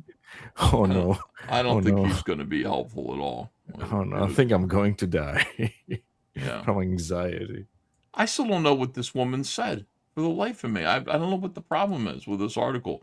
Support your fellow ladies. Why? Grace Randolph says Supergirl should look fabulous. Grace Randolph also criticized the way Supergirl is being presented. She questioned the first promotional image of Alcock holding a Supergirl comic Wondering if Al Cack really read it or if the comic was just being used as a prop. Why does that matter? Randolph called that concerning. Why? She said the movie is not serving Supergirl well visually, bringing up Daisy Ridley and the great, beautiful Kelly Marie Tran from Star Wars as examples of actresses who, in her view, were not always presented the way they should have been. Randolph said Al Cack has a full hair and makeup team to look really fabulous, especially because Supergirl has always looked fabulous in comics. Ironically, part of the Millie Alcock Supergirl promotion is promoting a makeup brand. She pointed to Gal Gadot as Wonder Woman as the right way to present a female superhero out of the gate. See, that's a better picture for This is- angsty DC Vertigo spin-off of, Gen X breakfast. What is it? Breakfast Club type of thing. Yeah, she looks like Kurt Cobain there. You know what I mean? Remember when Kurt was wearing those big glasses all the time? Yeah. Uh-huh. I miss Kurt Cobain. Well, Nirvana's kind of like cool with the kids today. So, like, I don't even understand that. It's like, I mean, like, why do kids today like Nirvana? Because you remember, like, you guys had that when kids our age, when we were teenagers, liked the 70s music, and they were like really into Led Zeppelin. Everybody liked the Doors. Yeah, exactly. Doors, Zeppelin, all that stuff. They were like emulating the whole look and everything. It's their Zeppelin doors. Yeah. Anyways, Yeah, you can I take like the any Doors. chick and put these glasses in this coat. Like, it doesn't matter. I still don't understand why they picked this chick. I am perplexed by that because she's only going to get older. Like, I mean, she's she looks old and she's young. So, like, how many? What did movies she say? What's the deal here? Sorry, what did she say? It's a long intro for this thing, and it's like they Well, don't it say seems what she like said. they said, "Hey, did you watch Wonder Woman or did you watch this movie or that movie starring female co-stars?" Oh, And she- sorry. And she Okay, said, didn't even "No." register. And they said, "What? You didn't watch those movies?" And she said, "No." Well, that's terrible. You need to watch those movies to know. No, you don't. There's no reason. Not wearing the suit becomes a bigger problem. Randolph said she was shocked by Alcock revealing she does not wear the Supergirl suit as much as fans might expect. According to Randolph, that makes the movie feel less like a Supergirl movie and less comic book accurate. She said the film risks becoming a girl power movie rather than a Supergirl movie. This is shit. Why do I have to read this? I don't know. I expected it was a girl power movie. There's nothing about it that's made me think it's not a girl power movie. This is fucking cool. Like, you can say whatever you want to say, but I mean, it's like this image is cool. Yeah, This looks like something DC would put out, like an No, it looks house like ad. something Guardians of the Galaxy would do. Exactly. Well, he keeps doing that same thing where it's like, I got like Star-Lord. old Yeah, it's Star-Lord. technology and I'm listening to 80s music. Yeah, no, Star Lord. You know, the headset, the trench coat. Yeah, the attitude. Yeah, I think It's that's X Gen thing. It's like Guns thing. Yeah. Look, Yeah. I mean, and I'm not gonna give it shit, but I am giving it shit. But I'm not gonna give it shit. I mean, it might work here too. I mean, it worked with nobody gave a fuck about Star-Lord before Chris Pratt ever. Nobody gave a shit about Star-Lord. I liked it. I read the comic. You never did. Shut up. I did actually. Nobody I was did. I was living in Richmond, Virginia, and we were at the only comic store, and I saw this dinky design with the two red eyes. I was like, let me see, what's this thing? What's this American? I'll be honest. I do like the original Star-Lord costume, the original Marvel comic first appearance. I had a reprint or something of that. Maybe as a Marvel fanfare or something. Wasn't horrible. I never read any of that Guardians of the Galaxy shit. Guardians of the Galaxy is where we got Jim Valentino, remember? Jim Valentino was like the artist of God, and that made him, for some reason, an image founder.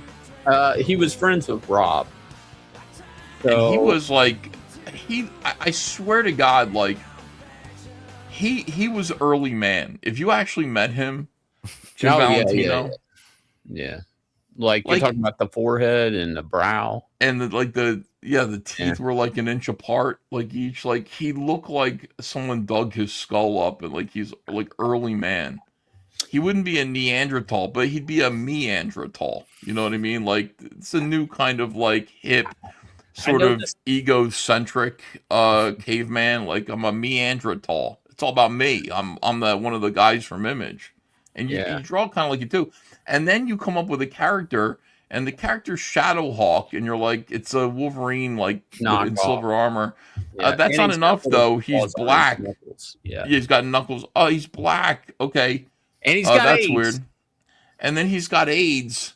Yeah. But here's the thing: even though he's a black man, he didn't get AIDS from butt sex, casual butt sex with other men, which is where you get AIDS.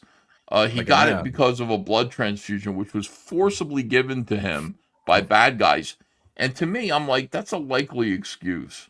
That's you know what I pretty mean? You come home to your wife, and you're a black man, and you're secretly gay. You have AIDS, and you go, babe, you're never gonna believe this. I got AIDS. And she goes, oh my God, like, what are you fucking out there like a gay? What is this, Pride Month? Like, what do you mean? And you go, no, it's not what you think. These bad guys held me down and then forcibly injected me with a needle that they shared. And shared needles. Not even a junkie. He's so innocent. Yeah, it's like, donating blood. It was a blood drive. He was donating blood, and they used a dirty needle. He was trying to do a good deed. He ended up with AIDS, and then he's like, "How can I make AIDS into a superpower? I can hold people down and give them my AIDS. I can bleed right in their mouth." James Max says, what the actual fuck are these guys talking about? We're talking about Shadowhawk. James Max. We're talking comics like you guys want us to.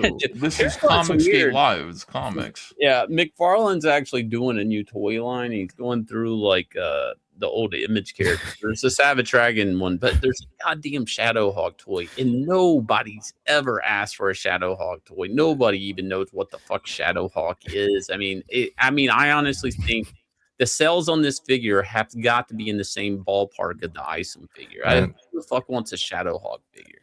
Listen to me. What if Shadowhawk figure has a blood sack? Oh. That'd be kind of cool. It come with like, some AIDS infected blood.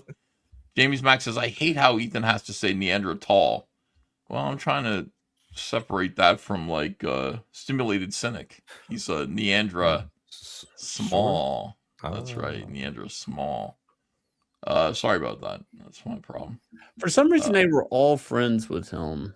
And I don't understand why, because he was honestly, Jim Valentino was the less talented of the group. I mean, we all know that. Like, nobody's saying Jim Valentino was the shit. But evidently, there have been multiple Shadowhawk toys done by McFarlane Toys over the years. I have no idea why. Who wants that? Why don't you make a pit toy that actually looks like Dale Keown's pit? How hard is that? Evidently, real hard. And it's available. Go ahead and make it. What's your problem? And you made a Savage Dragon toy? I don't know. Does it come with like? Does it come? You know what I mean? Like I just cut it right there. Savage Dragon has destroyed. Eric Larson has destroyed the legacy of that character. It's nothing but like a cheap, disgusting, gross out porno book involving like cum eating. You know what I mean? Like that's what it is now. That's what it is now. I think about that, I get sick to my stomach. You know what I think? Wait, It's what? The fuck did I tuned in and tuned out. What? Oh, you know about the Savage Dragon, like there's so many like jokes about him effing his little Asian wife. Oh yeah. And then like blasting her off of his penis with I his do that ejaculate, and then his ejaculate falls in her mouth. Every time I have sex with Yanti, I'm trying to do that move. That You got to get them in the pile driver. Yeah, the dragon squirt. And you Untapped got Turtle says, ain't it weird that there are at least 5 near mint Shadowhawk #1s in every dollar bin in America? Yeah, it's kind of weird. Here, look at this. Yashimataru. If by needle you mean D and inject you mean anal. All right, hold on, Shane. What do you got here, buddy? This beautiful action figure here. And pretty good. You know, and it comes with the attachment of Black Man face. Now, do you think this is a repurposed Isom face? Like, was this he just kind of took an Isom head and got rid of the goatee? I don't know, but I'm just saying he's wearing lip gloss. He's like, sister, please. What the fuck are you doing coming at me, you gangsters? Get away from me with that needles. Oh my God, get away from me. What is your name? My My arch enemy's name is Sharon. Sharon Needles. Oh, fuck. Here she comes. She's gonna inject. Oh, inject me, bitch. Dude, that's got to be the worst if you're black. Look at his and face. sickle cell. What if you were a black man and you have sickle cell and AIDS? That's horrible. Yeah. They cancel each other out. Is that how that works? They cancel each other out. I'm just saying he looks like RuPaul. You know what I mean? Like that's a bad face sculpt. It's an unfortunate pair of lips. Yeah. Jamie's Max says this cannot be what Shadowhawk is about. It is what Shadowhawk's about. No, it was the 90s, you know what I mean? In the 90s, Shane, in the 90s, like people were all trying to convince you that AIDS was a disease that like heterosexual spread, you know, not gay. So this is why that happened. Sorry, Shane, anyway. Yeah, but you're missing his other gimmick. He had one other gimmick, and that was everybody he fought. Like if he stopped a bunch of guys from mugging a lady in an alley, he has to break their back. So he won't kill, but he makes sure that they can't ever walk again. I don't know. Well, I think how heroic is that? I think when he was talking about breaking their backs, he meant something else. I know.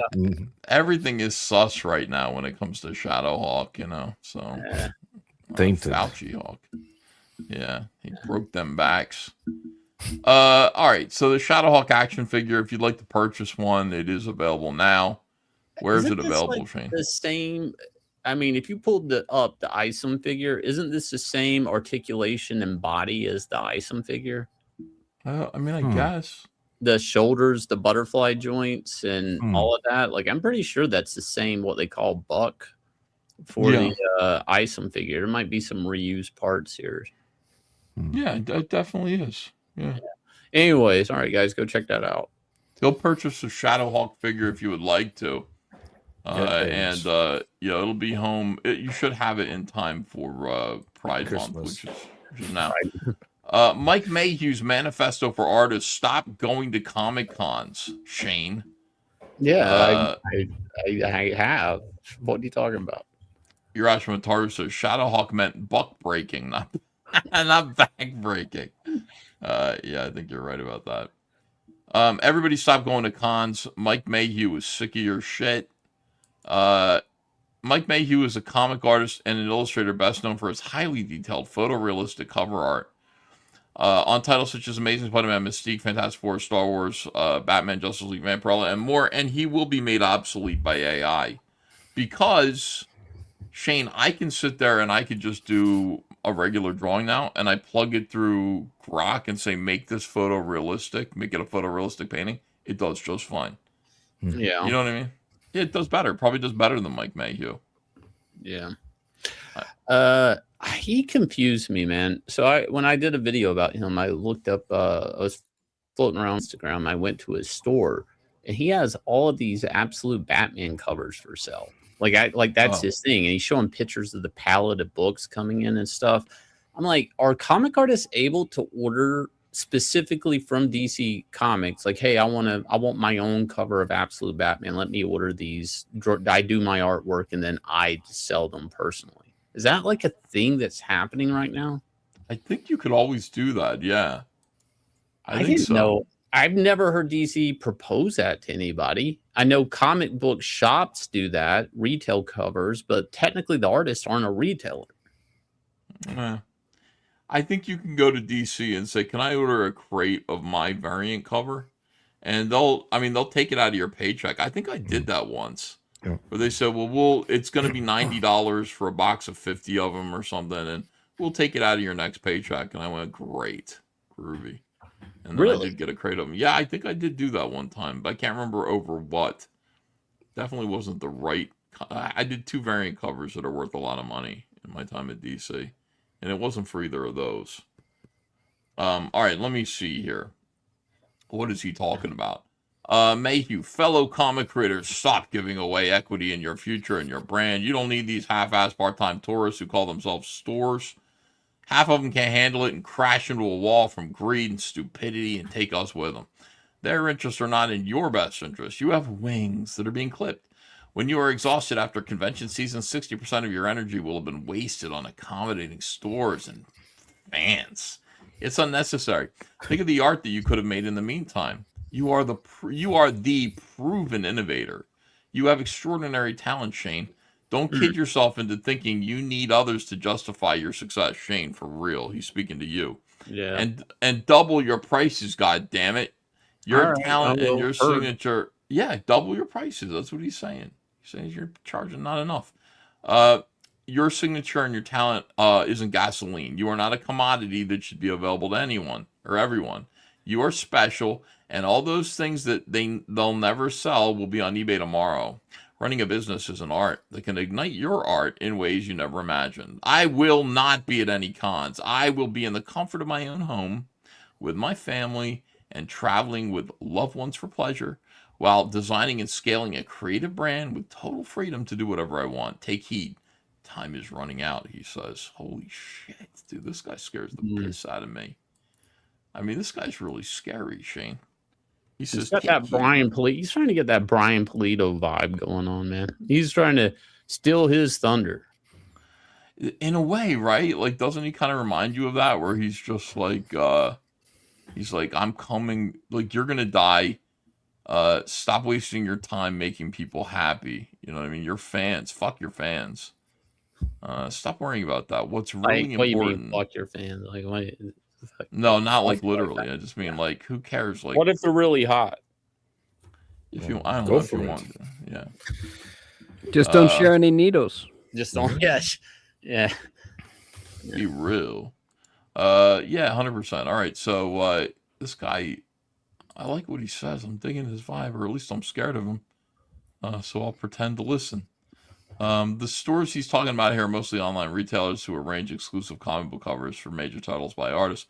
Pay the artist, pay the publisher, and mark them up significantly for sale, especially if they can get the creator often at comic conventions to sign a remark or sketch their own covers, to be slabbed and graded and sold for even more. Mike Mayhew does all that, of course, but through his own studio. But not everyone sees it that way. And the back and forth began, including Mark Brooks, with a similar career to Mike Mayhew, also with his own studio. Mark Brooks' art, creating exclusive covers, has a different attitude. What do you think of Mark Brooks, Shane? Mark Brooks is kind of a wimpy piece of shit. Oh, yeah? Yeah, I don't know, man. Have you ever talked to him at a con? I mean, he's kind of, he's very kind of feminine in real life. I don't know how to explain it. He's kind of fake feminine type guy to talk to. I don't know. I think online, he tries to talk big boy shit, but it's like, I know. He was very mean to me. Yeah. That's all I can say. He's not happy with me I at have all. I have a great picture. Let me find it.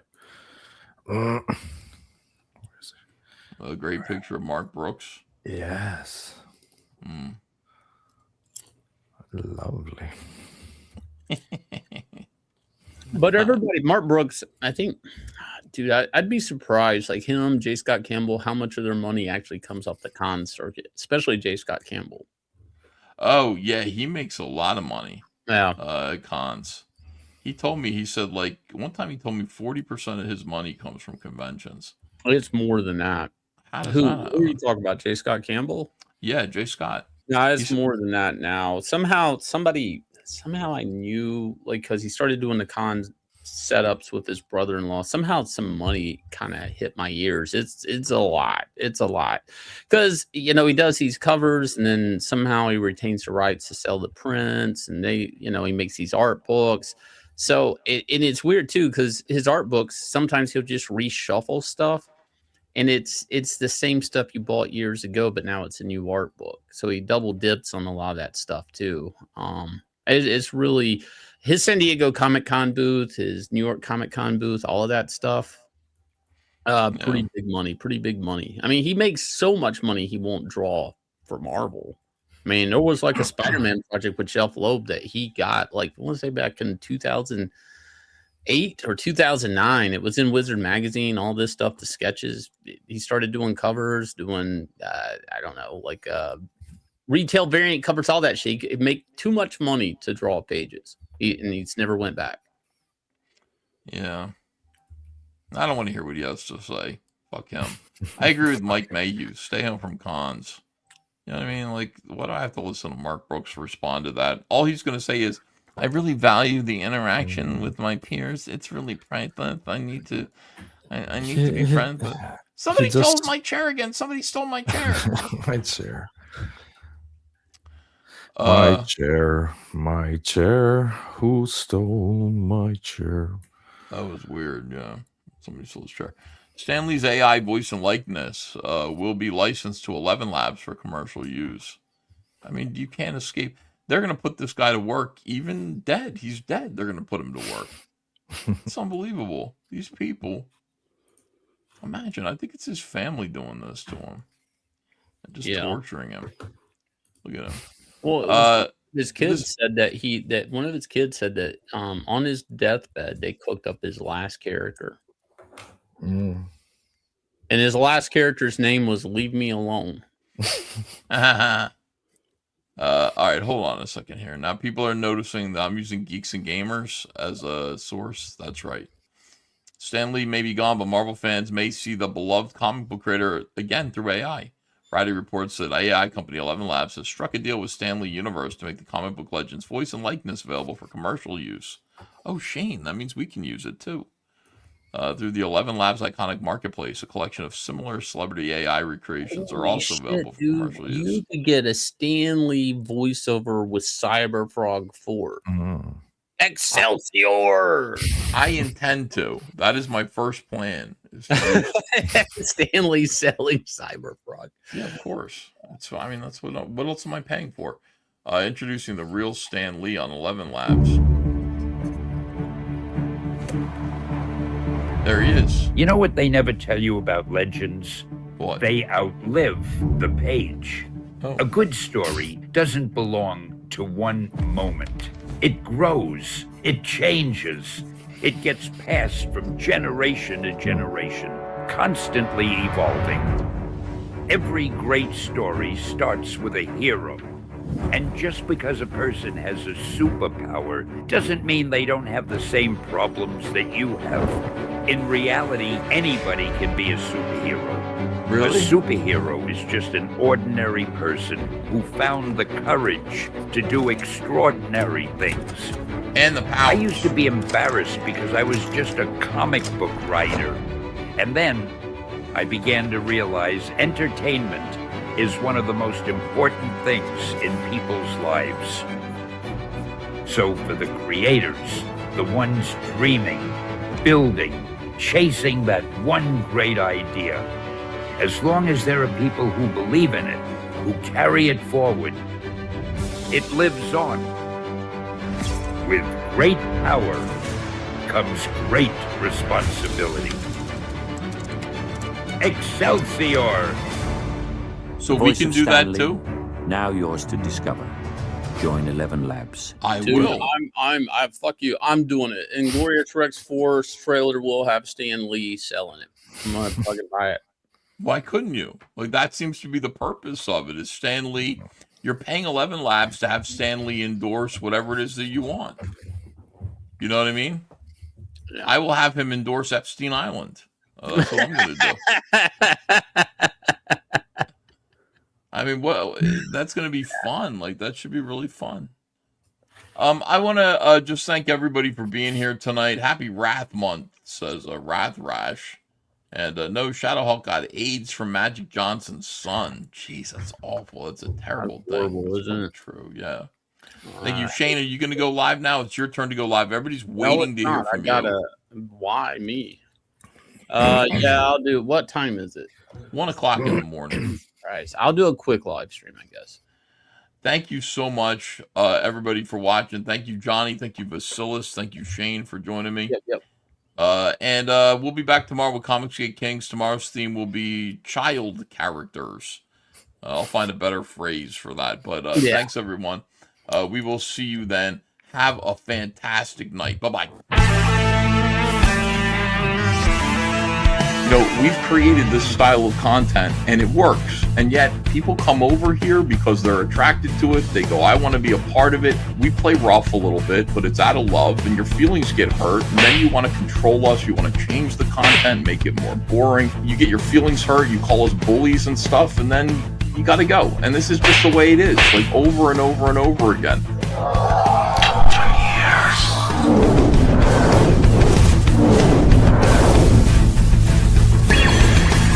Narwhal!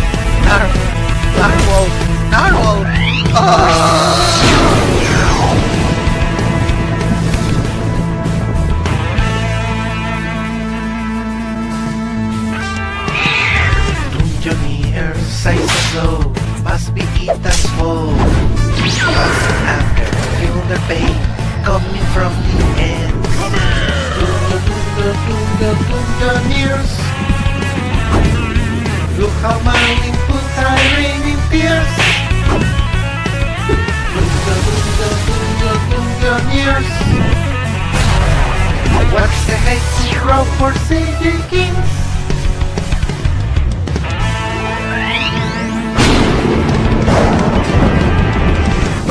Ancient spirit of mine, transform this retard form to Patrick, the ever-envious star.